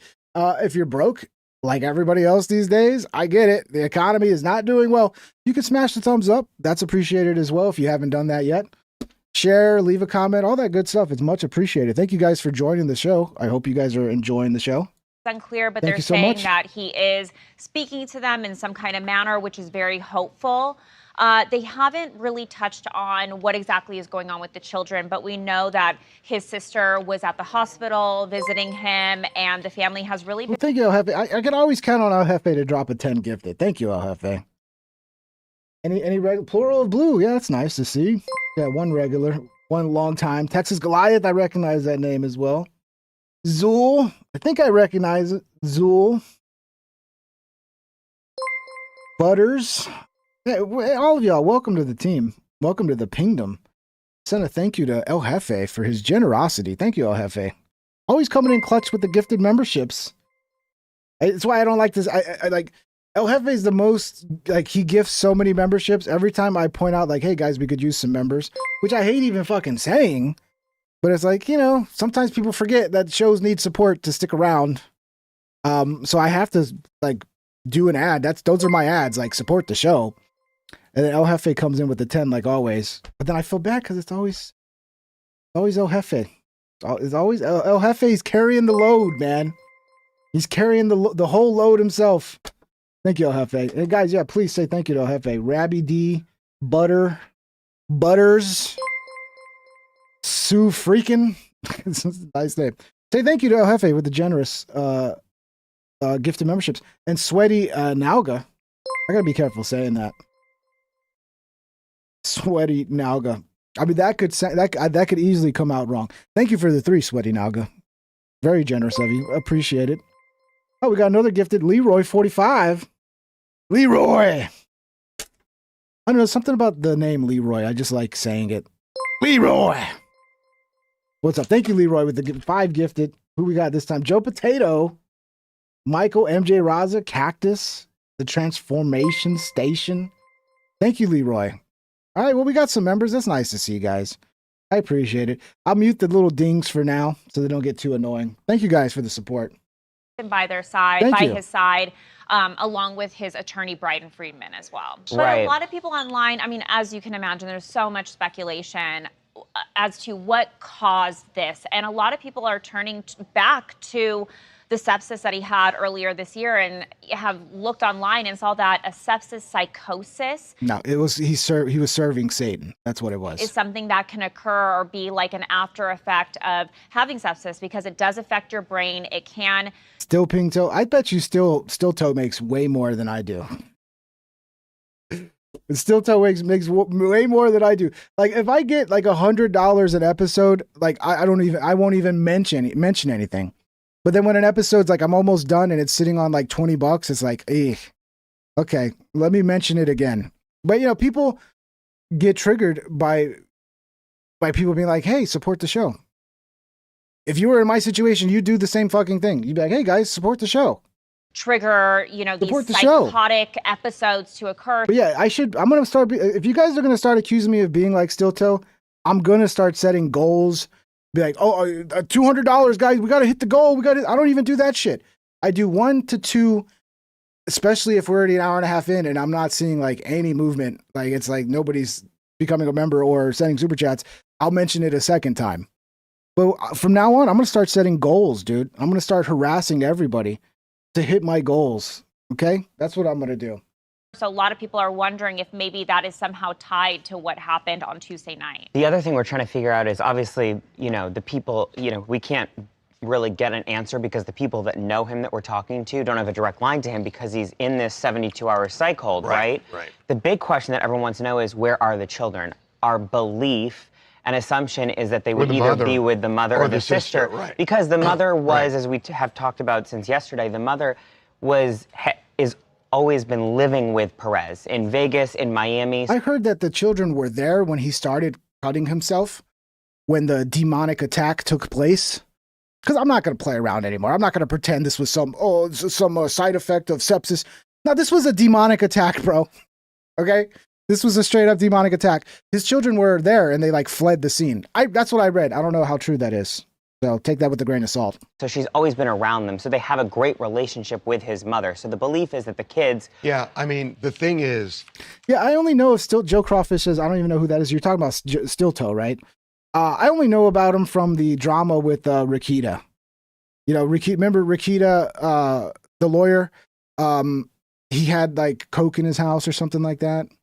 And then like his kid tested for positive for having some cocaine, like some wild shit. But then also like they were like in a throuple or something where like they were fucking each other's wives, and it's so weird. But yeah, he's kind of one of those guys that like people love to hate. He's like DDP. He's like one of those guys that people just love to hate him. And they do, like DDP does, like they'll really, really like fucking nag their audience about getting support. They set their goals, and guys, we're not even hitting the goals. Guys, I'm playing this game. I saw this clip come up from DDP the other day where he's like playing this game, but he's not getting enough support. So he's like, I guess you guys don't want me to play the game then. No one's supporting me, so I'm gonna stop playing the game. And it's like I understand why that's cringe. But the reality is people do shows. Like they do want to at least, make something for their show, right? But there's a limit to like how much you should harass your audience about it. You shouldn't be like really beating them over the head, because I think it works. That's the problem. I think it does work because I see these shows like DDP. Actually, I think he makes actually pretty good money, so it works for him. They all make way more money than I do. So I mean, that's why people do it, because they end up getting more support when they do it. There is a thing where like people go, why do people always ask for people to like the stream? Because when you ask people to like the stream, you get more likes. Do you know how many people, it's probably the same thing with donations, who are sitting there who are willing to donate, but don't even think about it. They're just like watching the show, not thinking about it. And you have to be like, hey guys, if you can donate and support the show. And they go, oh, you know what? I'll donate. Same thing with the like. Like you got to kind of remind people that like, hey, you can do this. And then you get more of that. So people abuse it. And then they're like, the whole show just becomes like every 10 minutes, guys, we're not hitting our number, guys. That Children's Services has got to get involved in this now. Right. That video is very alarming. Yeah. I mean, they have to step in. And I guess the question, will somebody get guardianship? Right. And that's what we've been asking. The problem is because we haven't been able to get that answer yet from the people, because he is locked up, but that is the big question now is the children. Right. Another interesting thing we had learned was we've talked to a couple people. I don't know how you could let those children back with him. They probably will. I mean, I don't know. But to me, like that kind of thing, like if it's true, what I read, that the children were in the house when he came under demonic attack and started filleting himself with a knife, I don't think you can let those children back with him again. That right before this incident happened the other day on the live stream, Perez and his team were in talks for him to be a part of some reality show. Yeah, did I say DDP? DSP. Sorry. Yeah, DDP. I liked DDP back in the day, man. Diamond Dallas Page, the Diamond Cutter. He'd come into that Smells Like Teen Spirit ripoff, and then he'd come through the crowd. DDP was the shit, bro. And he's still doing good too, right? He does like DDP yoga. And if you think about it, that would be great for him, for someone who is financially struggling, right? It's a paycheck. And I guess from what I've heard, he wasn't actually going to do the reality show because he would have had to take his kids out of school because the production company wanted the kids. Where did I read? What Chaz 4770 that his kids were in the house? X. So yeah, that's why I said take it with a grain of salt because I can't say that's 100%, but there was multiple people saying that on X that his kids were there when the incident started and they left. But again, it's X. Take it with a grain of salt. To be a part of this reality show. It was for a major network. We didn't. The person didn't know what network, but a production company presented it to him and his team. He wanted the kids. He felt it was more important that the kids be in school, and he passed. From what we've heard, passed on this opportunity, which is kind of crazy. That's a good question, Daytwakwa. Perez Hilton isn't. No, I'm pretty sure Perez Hilton is gay. Are the kids adopted? Again, if financial problems were there. Yeah. Hey, our chat is wondering if you guys have been able to figure out what's going to happen when Perez gets out of the hospital. Is he planning on staying in Miami or Vegas? Perez Hilton's children were not adopted. All three of his kids were born via gestational surrogacy. Okay, so they basically found a chick to fill up with his semen. That's the new thing. Yeah, I'm usually all for adoption. I think adoption is great. I think people that adopt unwanted kids we should praise them more than they get. But it is a little, there are certain circumstances like, because there is abuse that happens there where people adopt kids for the wrong reasons. Okay. So, but most of the time, if I see you adopted kids, because I'm adopted, right? So like I was given a pretty good life because I was adopted. I do have some complaints though. Most people I know that are adopted into rich families. I was not. I would, that's my only complaint is like, why couldn't I have been adopted by some billion? Why couldn't I, you know what? Actually, I would have fucked me up. I imagine. I think being adopted by like a regular non-rich family was probably actually better for me. Because you see what happens to a lot of these kids that are like adopted by like celebrities and like really rich people. They end up really fucked up. So it's probably the best thing for me. So yeah, I can't complain. But yeah, Tim Pool's got a theory on this. I see a man who likely, in my opinion, has driven himself pornographically insane. I don't know where Tim's coming up with this, but Tim thinks this was some sort of sex act that went awry. I don't know. I still think it was a demonic attack. See this video, I see a man who likely, in my opinion, has driven himself pornographically insane. Okay, this matters to the state of the world right now with the internet, with how insane pornographic material has become. This is, I see this, and in my mind, I'm trying to be very careful because he could have just snapped, right? Maybe he just went crazy. But based on what we know about the guy, I'd give my opinion on what he was doing. Bro, all the signs of a demonic attack are there, dude. Okay? But I don't know why Tim wouldn't even, like, that should be the first thing you default to, bro. I don't know, maybe Tim's just like full atheist. Where like I'm very skeptical of like organized religion and the stories like that organized religion pushes down. I think a lot of it is man-made stuff. And the real reality of God is pretty much a mystery to us because we can't grasp it.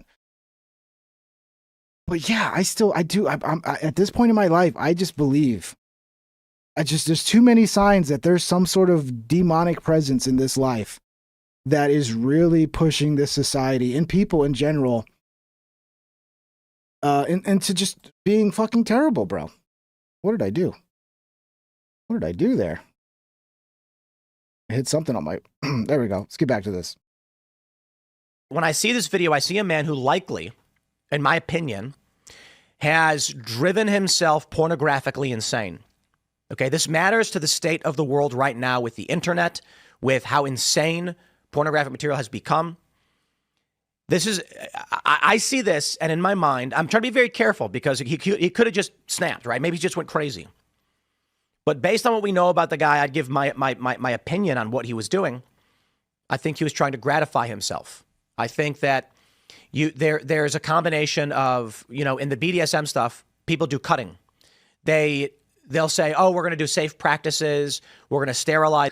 So you got to be careful there, El Jefe, right? Because this might be what YouTube's doing. So now that we have to like approve everything, when someone drops the F-bomb, like Mr. 1984 will see, now if we approve it, it's like almost like we drop the F-bomb. Because YouTube's sneaky like that. So yeah, if it's, the N-word, F-bomb, shit that YouTube's going to have a problem with, don't approve it, okay? Is everything. 'Cause now we approve it, it's like we said it.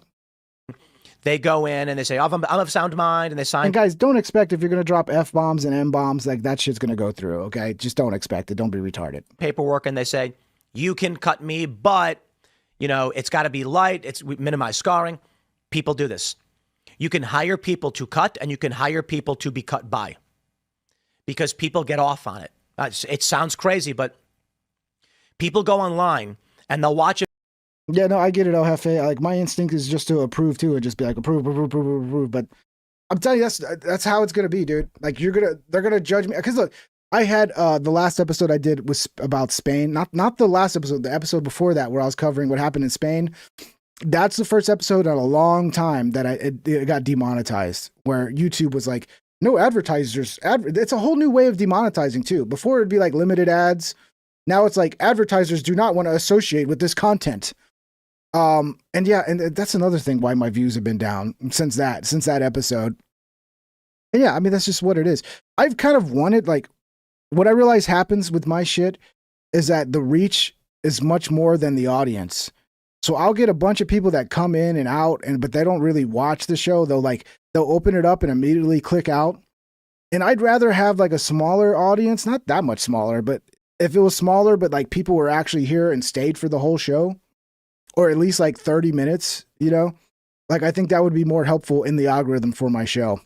But I don't know. A lot of shows are losing viewership right now, like especially live streams. Like the audiences, look, I'm not you guys. Clearly, you guys are the best, but the audience is like becoming fucking retarded, dude.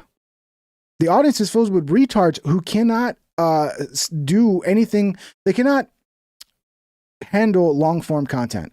Everything needs to be fucking short form, TikTok style shit.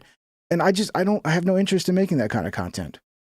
So it is what it is. Live stream podcasts like this, they're not as popular as they used to be. And I see it across the board. And it's also summertime too, so that might have something to do with it. Less people are on YouTube and shit in the summer, but it is what it is. I focus on the audience that's here, whatever size it is. If you guys are enjoying the show, it is what it is. Oh, you know what? I forgot to turn this shit back on. Timmy is quick to say, let me replay this, MF Damien. You can get your money's worth here. Thank you, Damien. At MFN Damien super chatted $5. Timmy is quick to say he's seen demonic influence when he talks about old friends betraying him. Lame. That said, Perez was asterisk making sus moan why noises. Was he? I watched 10 seconds of it and I clicked off. The one I saw, like, he was already all bloody. You could see all the cuts on his arms. And he was like talking about the cops, like hoping, like, I hope they fucking, like he was trying to do a by cop. And I was like 10 seconds into it, I was like, I don't want to watch this, dude. Like, I don't need that fucking trauma, having that in my brain. Like, 10 seconds was enough. Like, all the people saying, don't watch it. Like, yeah, don't watch it, dude. Like, if you're into that stuff, you got that morbid curiosity, you like to watch people, like, you like to watch videos of people, like, walking in front of trains and getting fucking blown into a million little pieces. Good, have fun, have at it. That shit just, I think that's also, like, I don't think people understand how that can really fuck with your psyche, So, yeah, don't watch it. But yeah, he was making moaning noises, huh? Maybe there was some sexual aspect to it. I don't know. Video of like, let's neutralize everything. I don't want to talk about it in a pornographic sense. We can talk about it in a neutral political context. Oh yeah, he was cutting himself, Nico. He was like slicing himself all over, bro. Like from what I saw, like I think it's like he was naked first of all. And he was just cutting his whole body. And it looked like somebody finally, the first time I saw it, it reminded me of Event Horizon. Like the little flash scenes where like everybody was covered in blood and You know, there's like the scene with the Neil. He just passed away too. Rest in peace, Sam Neill. Where like he cuts his eyeballs out and he's like, "Where we're going, we don't need eyes." And it's just, it reminded me of like some of the like quick little flash cuts from Event Horizon where like they're all demon possessed and stuff. Yeah, it was. There's a reason why I say it looked like a demonic attack, bro. Like it's just, I mean, who could do that to themselves? You know. A lot of people think it was fake. There could be a possibility that he did this for attention. Apparently, his whole financial situation was like really bad. Maybe he hit like a point where like he just needed attention to get the money up real quick. I mean, that could be possible, but I don't know. That's a pretty drastic move just to get attention. There's a guy, and he comes out and he says, "I just plain don't like widgets." So somebody writes an article. Anti-widget guy says no widgets. Well, after people read that article, been there, done that, you have to one-up it every time. So the next day, wanting to chase the traffic, they write another article about the story, but they say extremist. You got to keep adding to the story. Now he's the worst radical against widgets. And then 6 months later, they're posting pictures of him as, they're graphically editing him to make him look like a demon, and they're lying about him because they're making money. They're one-upping every time to maintain the addiction. Same thing is true for porn content. I don't know. Maybe there's something there, but I don't know. To me, the most honest thing, in my opinion, is it was a demonic attack. Yeah, we'll skip this. Who gives a shit about this dumb? I don't know. I don't really care. Fauci. Looks like they're coming after Fauci finally. A Senate committee votes to hold Anthony Fauci in contempt of Congress over his refusal to answer questions at COVID hearing. Okay. I mean, I'll take it. If we could just get him 1 day in jail, that'd be nice. He doesn't look like he's doing well, though. There's a picture of him taking out the trash. My God, did they find the snapshot he just looks so sad, bro. I mean, I wonder what he's writing in his diary now. Dear diary, I was on top of the world. Everybody loved me. I was the most famous man in the world. Now everybody hates me. Now I'm going to go to jail, and they're prosecuting me. And I'd like to read his diary entries now. They must be so sad. And there's his wife flipping off the camera. I mean, he looks so sad right there, bro. It is tough too, because that's how life works sometimes. Like they always say, never get too high. Because every time you're like writing something that's like, oh my God, things are going so well, I'm so famous, I'm this or that. Like there's always going to be a fall off. And most people, that's when they lose their fucking minds. And I mean, that might be kind of what's going on with Perez Hilton as well, on top of the demonic possession. Is that like, this is a guy who at one point was like the guy in the internet. Like everything he did would get massive amounts of attention. And then just year after year after year after year of just kind of slowly fading into obscurity. And you're just constantly trying to get that attention again. And it just never happens. And you try harder and harder, and it's just nothing will make it happen again. And like the depression and like suffering that people go through with shit like that. And it is sad, but at the same time, it's like, it's you should have known it was going to come. Like nobody's ever going to like be on top forever, dude. I don't know. Sometimes the higher, the bigger the wave, like the harder the fall, man. Jeremy Boring says that Tucker Carlson has nicotine pouches in his mouth during his monologues. I'm not going to lie, I had no idea this was the case, but some things are starting to make sense. Is this more proof that Tucker is demonically possessed as well because he uses, my God, nicotine? Oh my God. Very peculiar that he keeps them in his mouth when he does his monologues. Yeah, I when I'm out right now, but when I have my rogues, I like to have them in when I'm doing my podcast.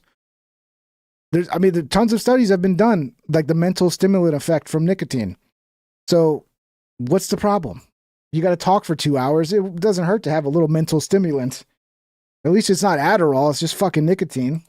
I found it incredibly distracting Also, later during health, which is point number 5, he spent a lot of time talking about how Americans are all addicted to drugs, which is just interesting for a guy who can't even get through a monologue without pouches full of nicotine that he personally sells. Okay, fuckhead. Do you drink coffee? I've done a lot of drugs in my life, okay? Nothing has given me a withdrawal effect like coffee has. When I quit drinking coffee, because I didn't realize I was going to get a withdrawal, I was like, you know what? I'm going to stop drinking coffee. I'm going to just see if maybe my health improves. That night, I had the worst headache of my entire life. It was it felt like somebody ran a stake through my damn brain, dude. And I didn't figure it out at first. I was like, what's going on? I took some aspirin or whatever. I was taking Advil, took a fucking handful of that, and it was like, nothing would make it go away. And then finally I realized, holy shit, it's because I didn't drink coffee today. Because I'm a straight up coffee addict, bro. Like, it's a problem at this point in my life. Like, I mean, I'm drinking 2 or 3 of these a day, bro. I mean, I'm just downing coffee. Like, it's a real problem. And if I quit, I don't get the shakes, but I get a fucking massive headache, bro. A massive headache. So I've never planned on stopping drinking coffee. Thank God it's not heroin that's hard to find. I can just go and get coffee or make it myself. So yeah, I bet you he drinks coffee. So you're a drug addict. You're a drug addict too, bro. Very peculiar that he keeps. But yeah, he's talking about health while he's doing nicotine pouches. What a hypocrite. This is funny, dude. This is how Fox News keeps its control over the boomer right here. Oh my God, this is Shannon Bream. What a beautiful goddess with her beautiful body of sexual perfection. Oh my God, to be her loving partner. Oh, so sad. She's happily married. Love you still, my beautiful goddess. This is how they control the boomer, bro. It's so easy. You just put like a 40-year-old attractive blonde chick and they're hooked. They're hooked. This is what I'm saying. Men need to stop being so pathetic.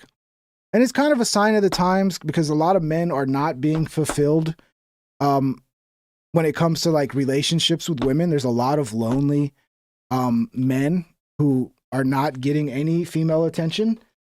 And man, is society taking advantage of them. They're figuring it out. It's like, this is actually good for us because now when we put that hot blonde chick and that hot blonde chick looks at him in the eye and reads from a teleprompter and smiles and flirts with them, they're hooked because this is the only female attention they're going to get for the rest of their lives. It's sad, man. It's sad. I mean, even back in the day, like a guy like this could go find, I mean, he might be married for all I know, but a guy like this could go to a bar and find some like slam pig. He could go find some like chick that like no other guy wants and like just at least not be lonely.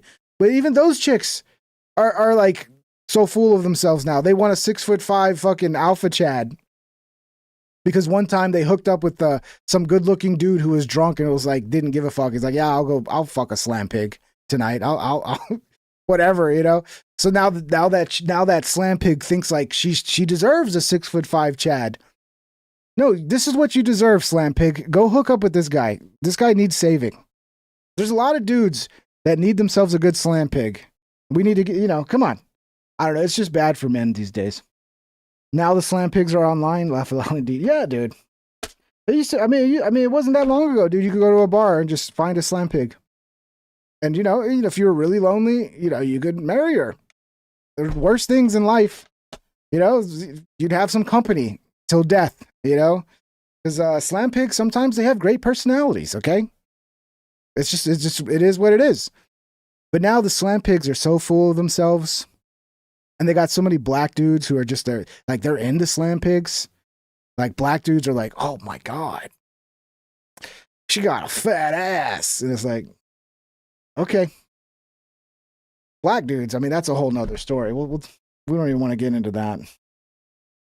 But I think that's it. Guys. We'll hang out for a little bit, but what's this? It's official letters to prosecute Fauci have been hand-delivered to DOJ. Yeah, so Fauci, I mean, just lock him up as long as we can. Oh, here's the vote on Fauci. Seeing no other motions, the question is on reporting of an original resolution regarding contempt of Congress. The clerk will call the roll. Senator Johnson. Yes. Senator Langford. Aye. Senator Scott. Yes. Senator Hawley. Aye. Senator Moreno. On behalf of the millions of people harmed by Anthony Fauci, resoundingly yes. Senator Ernst. Senator Moody. Senator Peters. No. Senator Hassan. No. Senator Blumenthal. No. Senator Fetterman. Wait, was that some no's? Senator Moody. Senator Peters. No. Fuck you, bro. Fuck you. Senator Hassan. No. I'm gonna remember you, Senator Hassan. Senator Blumenthal. I expect that from Blumenthal. He's a piece of shit. Senator Fetterman. Was that no from Fetterman? Senator Blumenthal. No. Senator Fetterman. Was that a no from Fetterman? You disappoint me, Fetterman. Senator Kim. No. Senator Gallego. No by proxy. Senator Slotkin. No by proxy. Senator Paul. Yes. Mr. Chairman, on the vote of those present, the yeas are 8, the nays are 5. On the vote by proxy, and for the record only, the yeas are 0, the nays are 2. On this vote, the yeas are 8, the nays are 5, and the motion is agreed to.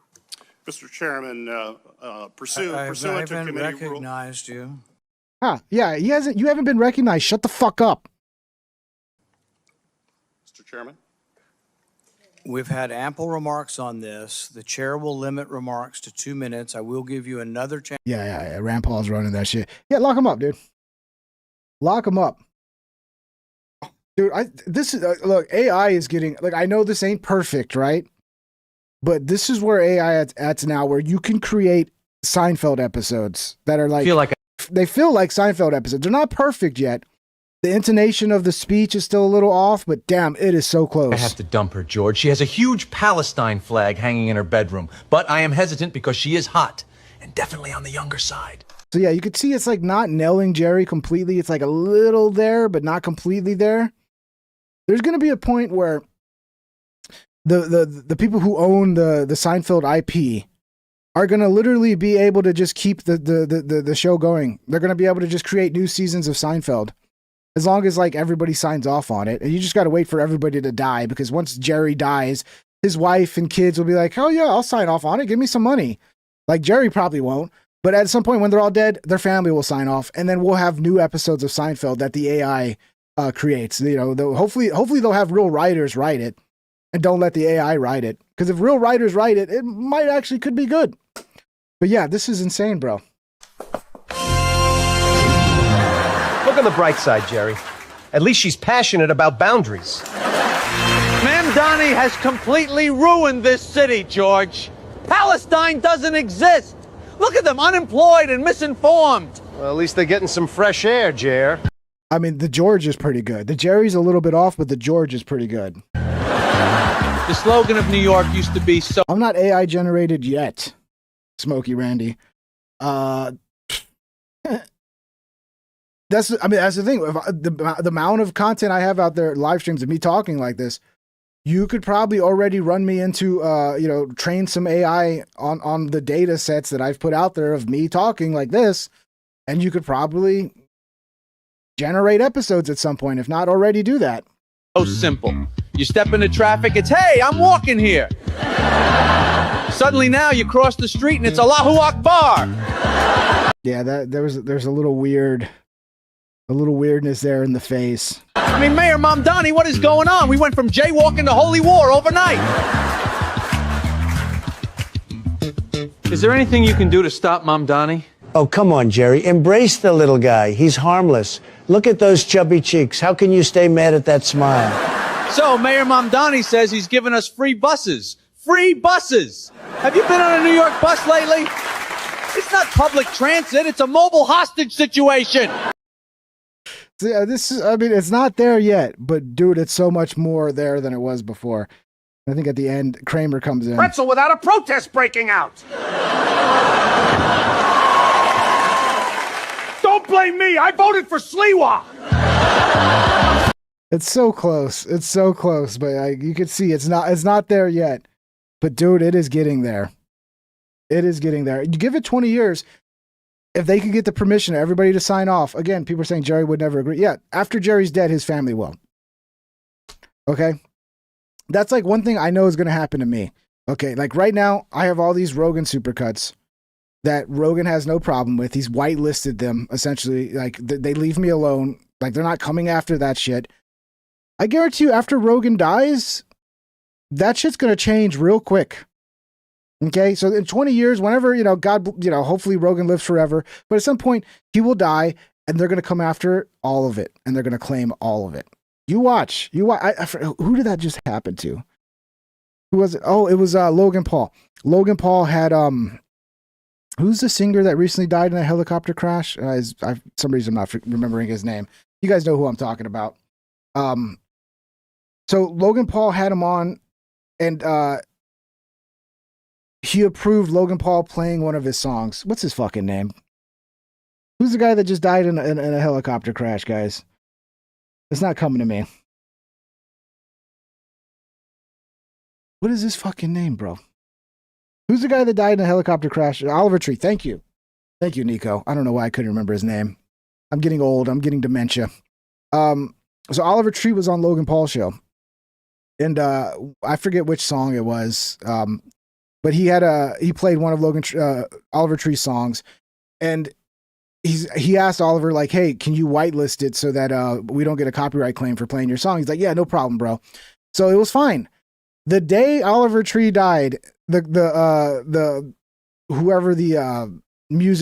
has the music rights now went and claimed the whole video and took all the revenue from the video the moment he died.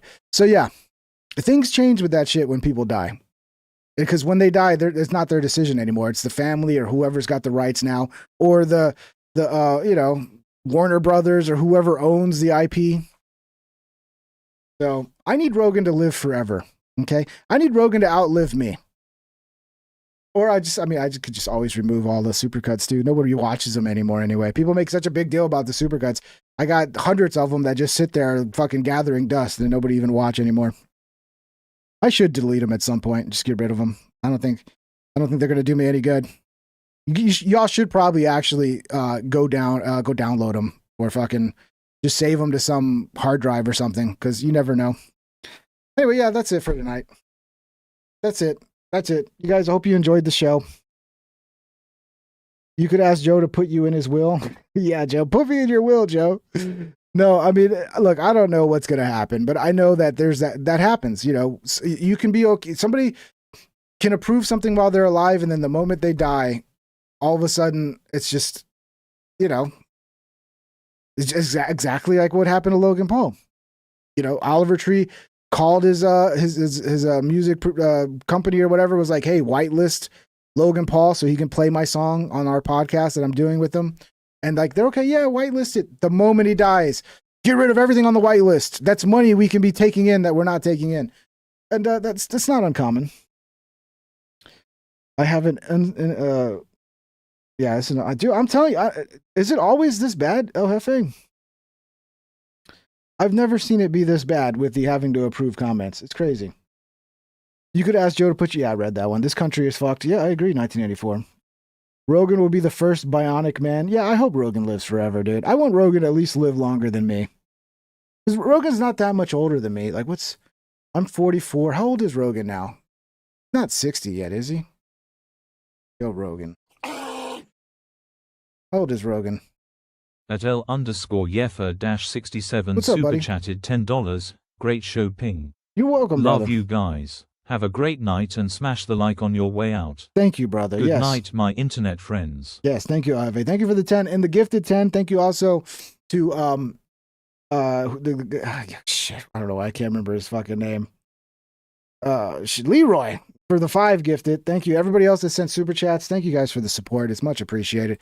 Yeah, Joe Rogan is 58. So Joe Rogan is 14 years older than me. So I could technically die before Rogan. I'd like Rogan to outlive me. I don't want to deal with that shit. I'm just kidding. It's not a big deal. They can copyright claim them as long as they don't take my channel down. It's not a big deal. They don't make any money anymore anyway. Day Chwaka, I'm a mod on a few channels, and most of the held comments are totally fine. Yeah, that's what I'm noticing here too. But the thing is, I've always had the settings to not hold any comments. Like let me see. Let me go into the settings here. Let me see. Where is it? Yeah, comments on, moderation none. Yeah, so I have don't hold any comments as my settings. Comments on. So you have 4 settings. You have none, which is what I have. Don't hold any comments. You have basic, hold potentially inappropriate comments. Strict, hold a broader range of potentially inappropriate comments, or hold all, which is to hold all comments, which is fucking insane. But even with that, it still does that, which is wild. What I want is for it to be hold no comments, but also I'm not responsible for all the fucking comments. But now that I think the way it works now is like I'm responsible for the comments. So if somebody leaves a nasty, crazy comment, like I'm responsible for it. That's just bullshit to me. I shouldn't be responsible for what people say in my fucking chat. Miles Colster smashing the like. Yeah, thank you, brother. Yeah, smash the thumbs up, guys, if you haven't. It's much appreciated. It helps to get the show out there to more people, supposedly. Supposedly, I don't know. I just give it up on thinking about YouTube ever pushing this out to more people. Oh, you know what? We can watch this. I was wanting to watch this. I think this is pretty interesting. Let me find it. It's Viva Fry. He went to did I already pass it up? You know what? I think it's way down here. Yeah, here it is. He so I think, you know, Viva Fry is also somebody that's getting shadow banned or throttled, however you want to put it. And he kind of proved it. He went to the let's watch the video. It's something I've been joking about since 2018, and I first discovered the soft political censorship on CommiTube. I am halfway to actually contemplating suing them because I now may have a cause of action myself. I don't know about this accent, Viva. I don't know. I don't know about this accent. Behold! I just did a very interesting experiment. This is me, Viva Fry. I'm at a Best Buy, and I just wanted to look up my YouTube channel in the phones that they have here. So I'm in YouTube, as you can see right there, and I'm just going to go put in my name, Viva Fry. Now, what's interesting is that my first name comes up, not the name of the channel, which is very weird for YouTube. Now, that is very, very weird. See, the thing is, if you do it from your own account, YouTube will gaslight you. Like, YouTube gaslights me all the time by putting my live streams on, like, in up next, like making it look like they're actually sharing my shit. But if I was on a completely clean account, I need to check that. I need to go to a Best Buy and use one of these iPhones and see what the fuck it's showing for my account. Because my shit does not get out there. go search anyhow. It's actually not that bad, to be honest. My reach isn't that bad on my live streams. What I deal with mostly, I don't think I am, honestly, to be honest, I don't think I'm throttled or shadow banned. I think there was a point where my supercuts were throttled because they were getting really big, and I think they were a problem. But I think currently I'm not throttled or shadow banned. I just deal with an audience that doesn't want to do anything else other than the one thing that they subscribed for, which is just, it happens. It happens. So I get a lot of people who subscribed because of a supercut I made 7 years ago who click into the live stream and then immediately just click out. And that kind of kills the algorithm. And then a lot of people unsubscribe as well because they want the one thing you did 7 years ago. And then it's even funny. Some people don't even remember subscribing to me. Like, who is this? How did this end up in my feed? Or how am I subscribed to this? There's like one supercut that they subscribed to like 7 years ago or 4 years ago. But that's just the nature of how YouTube is and how the audiences are. This is why everybody gets locked into one style of content and they never change, because the moment they experiment and they do something else, the audience gets angry. But I can't care anymore about shit like that. I got to do my thing. But I think that's the main thing that holds me back, is just having the stubbornness of doing something that most of the audience was never here for in the first place. But at the end of the day, I got to do kind of what I want to do. I can't be bullied by that audience that just wants one thing over and over. This is the channel. And for some reason, it's showing me as the most recent video, one from 3.5 months ago. Now I go to view channel just to get all the videos. You go to home. the videos that are coming up from 6 years ago. And then when I... Is that true, El Jefe? See, that's weird if it's doing it to you, because El Jefe is here. See, you would expect the people like El Jefe, who are here for every episode, that they would definitely get the show when it came out. So that is weird. El Jefe says, I think you are, Ping, talking about shadow banned or throttled. I can't see you when you go live sometimes, not even when I search for you or go to my subscriptions. Yeah, that's weird. That's weird. I don't know, dude. It's too hard to prove this shit. At the end of the day, I'm clearly not. You see channels that do get pushed to where, like, no matter what you do, they're in your fucking for you or whatever. They're in your homepage. No matter how many times you ignore it, the video keeps coming back and coming back. Like, you could see the algorithm. Some people, like, it pushes, and for me, is it just not pushing me, or is it literally trying to hide me? That's. I don't know. I'm open to the possibility of it, and if it is, it's probably because of something. Again, from my supercuts, because this is when I saw it happen, was when I was making supercuts, where I had this huge, I mean, I was bringing in, I went from like 60,000 subscribers to like where I'm at right now in like a couple months, bro. Like, I blew up. Like, there was a couple month period where everything was getting 1 million views. And then with like 4 times the amount of subscribers I had just a couple months before, I was all of a sudden doing less views. And it was like none of those people came, like none of that mattered. And it was also at the same time where they were like going through demonetizing a lot of my high performing videos. And yeah, I think at that point they put some tags behind the scenes, and maybe those tags are still there, you know, borderline violative content. That's one of their little sneaky tags they put on people, where it's like, oh, he's not violating any of our terms of service, but it's borderline. So we're going to limit its reach because it's borderline violative content. Whatever, dude. It's like there's so many ways they can fuck you. It's like nearly impossible to avoid.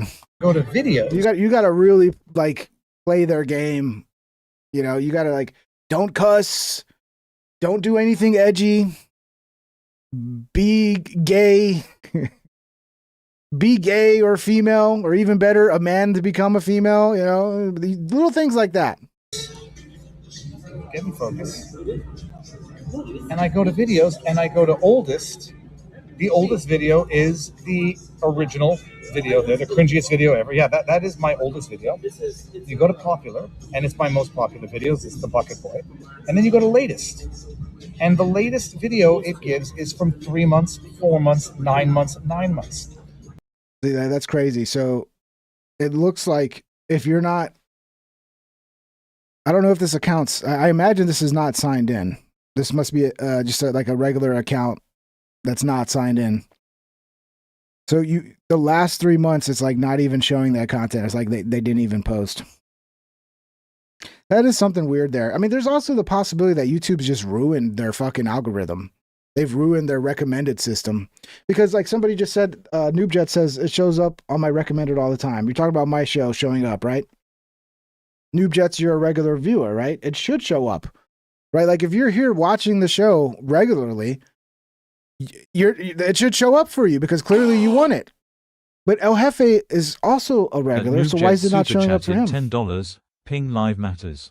Thank you, NoobJets. So either something's broken there, or like, again, it's who knows how they're doing the throttling at the end of the day. Because at the end of the day, to me, it's more like throttling than it is shadow banning. But for some people, like El Jefe, if he's saying I'm live and he can't even find it, that is kind of like a shadow ban.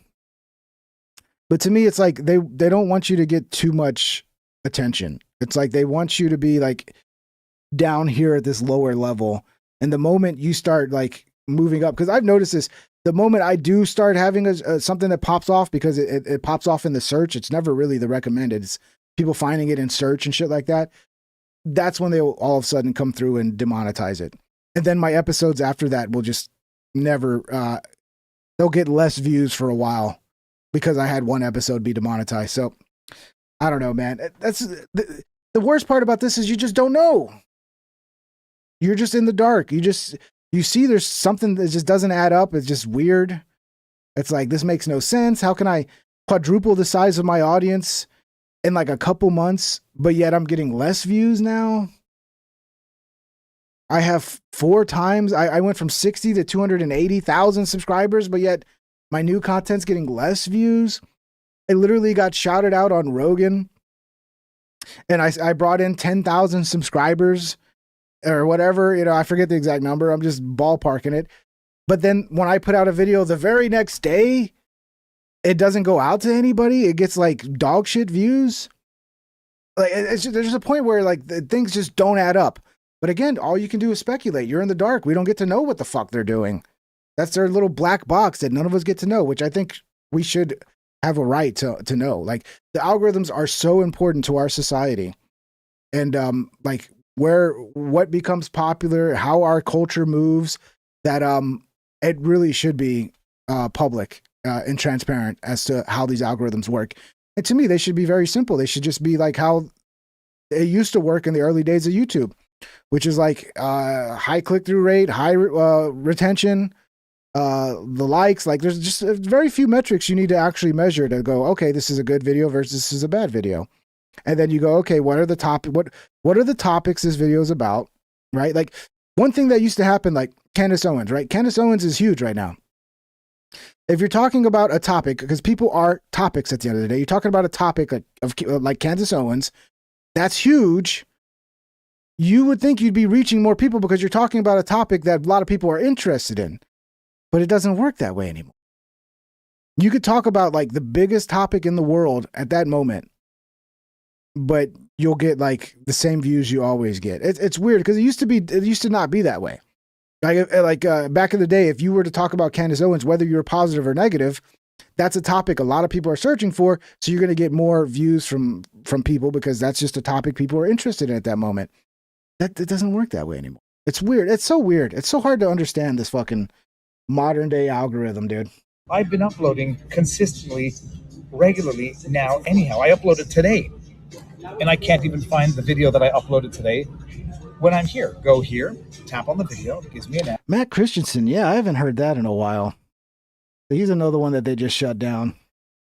You get, I mean, you know, you get a little promotion from the algorithm, you reach some people, and then I think 240K, I mean, it does make sense that that's where he was shut down, because that to me is where they'll actually audit your channel. Look, again, I'm speculating, but it makes perfect sense that they would do this. When you're a 40K subscriber, because I was doing good at like 40 to 60K. I think the worst thing that happened to me was the jump over 100K.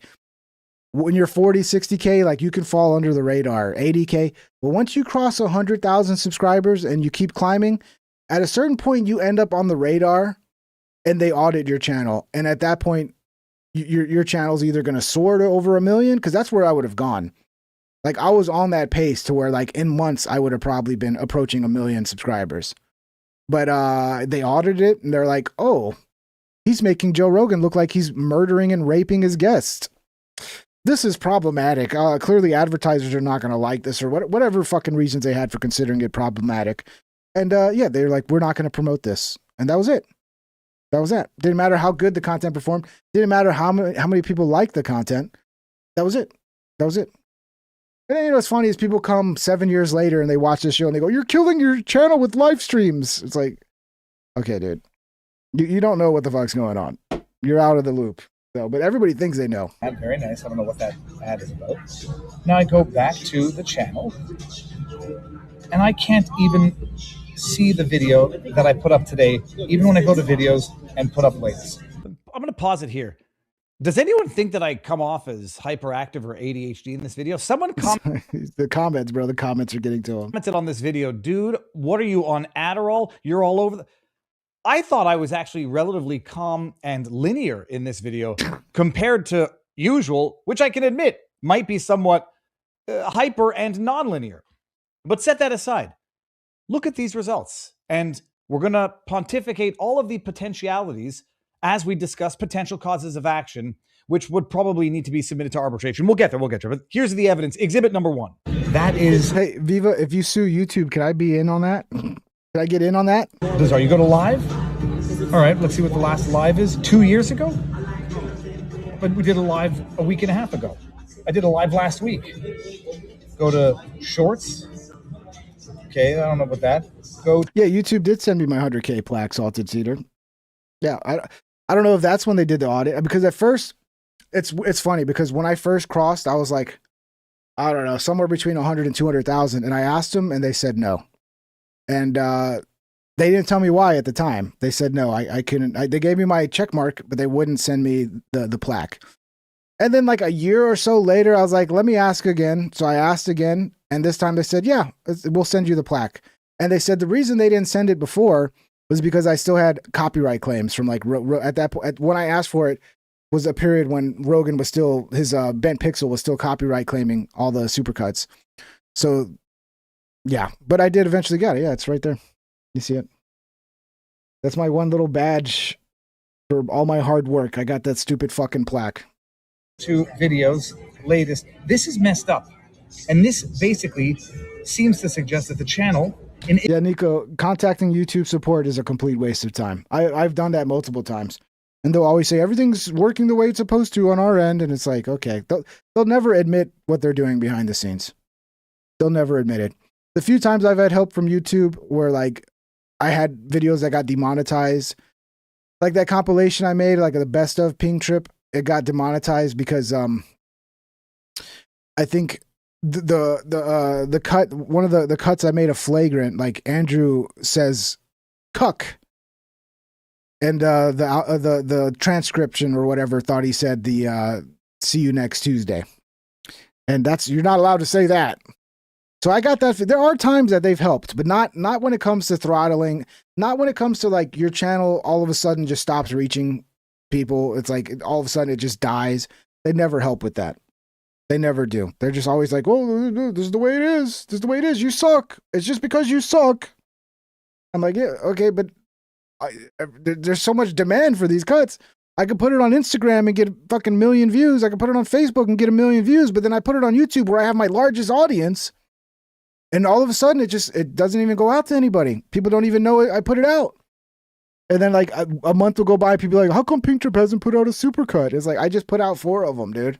It's just you're not aware of it because the algorithm didn't put it in front of you. Incognito, for those who don't already follow, doesn't even exist on YouTube for no reason whatsoever, unless I've misunderstood something. Team YouTube, explain. Always leave over the possibility that I might have misunderstood something, you might have misunderstood something, before you jump to conclusions and say, I'm going to sue your asses for whatever cause of action I can find. I might have misunderstood something. Some people were saying, Viva, you know, they have these filters on at these stores so that people don't go in there and surf for, you know, bad stuff.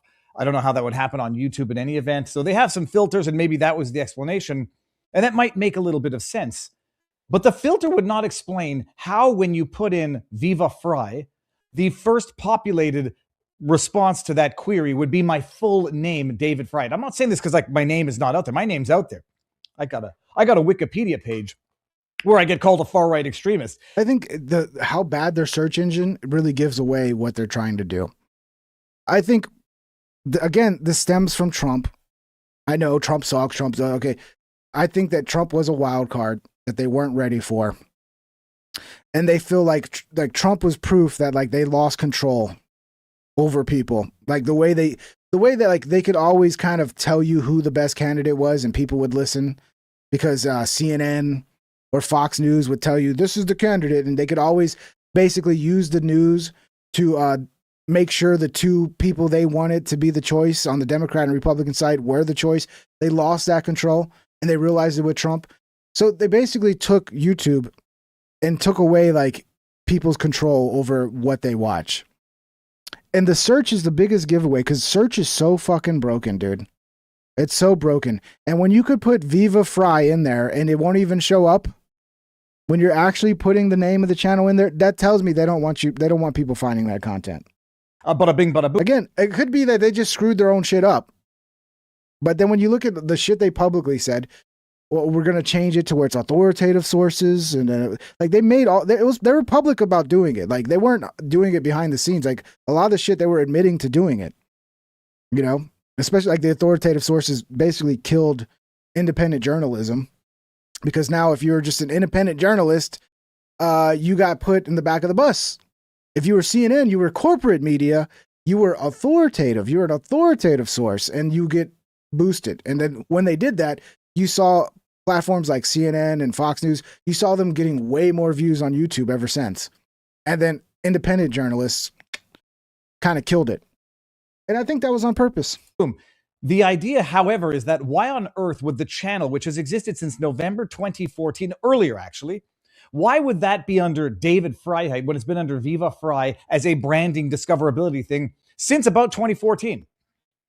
And so people said, Viva, it might be some filter and go back and try with somebody else, someone said. But before we even get there to when I go back. Yeah, try it with me. To try. I need to go to Best Buy and try this. With another name. You know, when I post this and people come out and say, yeah, dude, it's weird. I haven't seen you in a long time. Like this comment right here. This was in response to one. Well, I get daily or at least several recommendations to your channel a week. Last month or so, pretty much nada. I just assumed we're on holiday or something. Today was the first day a video of yours popped up in my feed in a long time. That was one. Another comment says, longtime subscriber to your YouTube channel. I haven't seen anything from you in a very long time unless I specifically searched for you. I just assumed you were on X more and YouTube less. Now, there is an element of truth in that I absolutely prioritize Rumble for the live streams, and then I post clips on CommieTube in addition to short dedicated videos when I have the time. And so one can anticipate that maybe that's why, there's I think that too, because you're such a open promoter of Rumble, their competitor. I'm sure that's a good likelihood that you're going to get. Damn. So I tried to open YouTube in Safari, but it automatically opens in the YouTube app. I was wondering if I went to YouTube through Safari, not signed in. Let me open a private window. The thing is, YouTube, even if I open a private window, I think YouTube still knows it's me. Still knows what IP address I'm coming from. Let's see. New private window. Okay, let's go to YouTube. Not signed in through a private window. Let's see. I'll move this. Let's see what shows up. Try searching something to get started. I bet you I show up. Ping. Okay, nothing. There we go, right at the top. But it knows me, dude. See, I'm suspicious that and it's spelled. Of course, the top one's spelled wrong. Yeah, so I mean, look, yeah, there I am right at the top, live. A whole 98 people watching. People love me. Yeah. There's this one. Well, I'm surprised this one's here because this is a demonetized one. This one's demonetized, and that one's the first supercut that shows up. This one's not demonetized. This one's not demonetized. This one's not. That one's not. This one's demonetized. So yeah. I mean, again, I need to get to a phone that has no connection to me, because even though this is technically a private window, they still know this is coming from my computer and my IP address. So yeah, I need to get somebody's phone that has no connection to me and check again. What do you guys see when you pull me up? It pops up after ping on mine too. Yeah, YouTube. His name shows up on my search for all of his titles. This guy vaguely reminds me of Sam Cedar, but I'm trying to look past that. You talking about Viva? Viva's a good guy, man. Viva's good. Less of a I've interviewed Viva. I think it's on my other channel.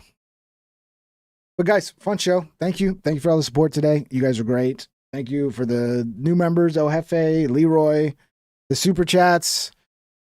You guys are great. Thank you so much. We'll see you. I'm going to try, like I said, I'm going to try to do more of these. Some of them might just be me just sitting here shooting the shit with the chat, because I got to do more episodes. It's I'm not doing enough, so I don't know. Hopefully doing more episodes will help it get more reach. I don't know.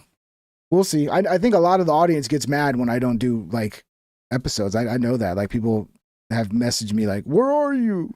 I thought you were going to do an episode. So I'm going to try to be more regular with it. I'm going to try the best I can. Because a lot of times what's stopping me is because, I'm having to take care of my dad. That's taking up a lot of my time, but that really cuts into the time I have to like prep a show. And then I don't want to just come on and just like have nothing to talk about. But I think I need to get over that. I think I just need to come on and just wing it, and whatever happens, happens. We'll see. Might be good, might be bad. We never know. But thank you guys. We'll see you on the next episode. You guys have a wonderful night. I'm going to try to be back tomorrow. I'm going to try my best. And we'll see you on the next one. You guys have a wonderful night, all right? Take care.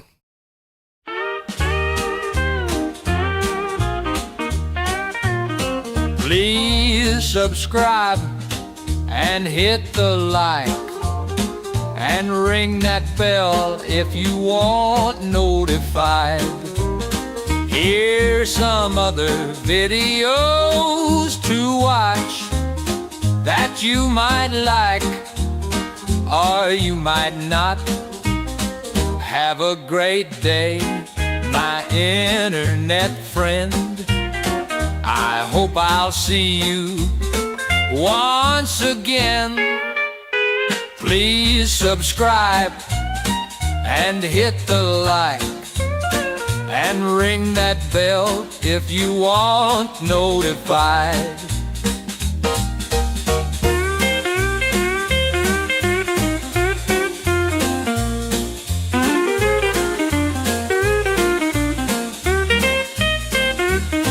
Have a great day, my internet friend. I hope I'll see you once again. Please subscribe and hit the like and ring that bell if you want notified.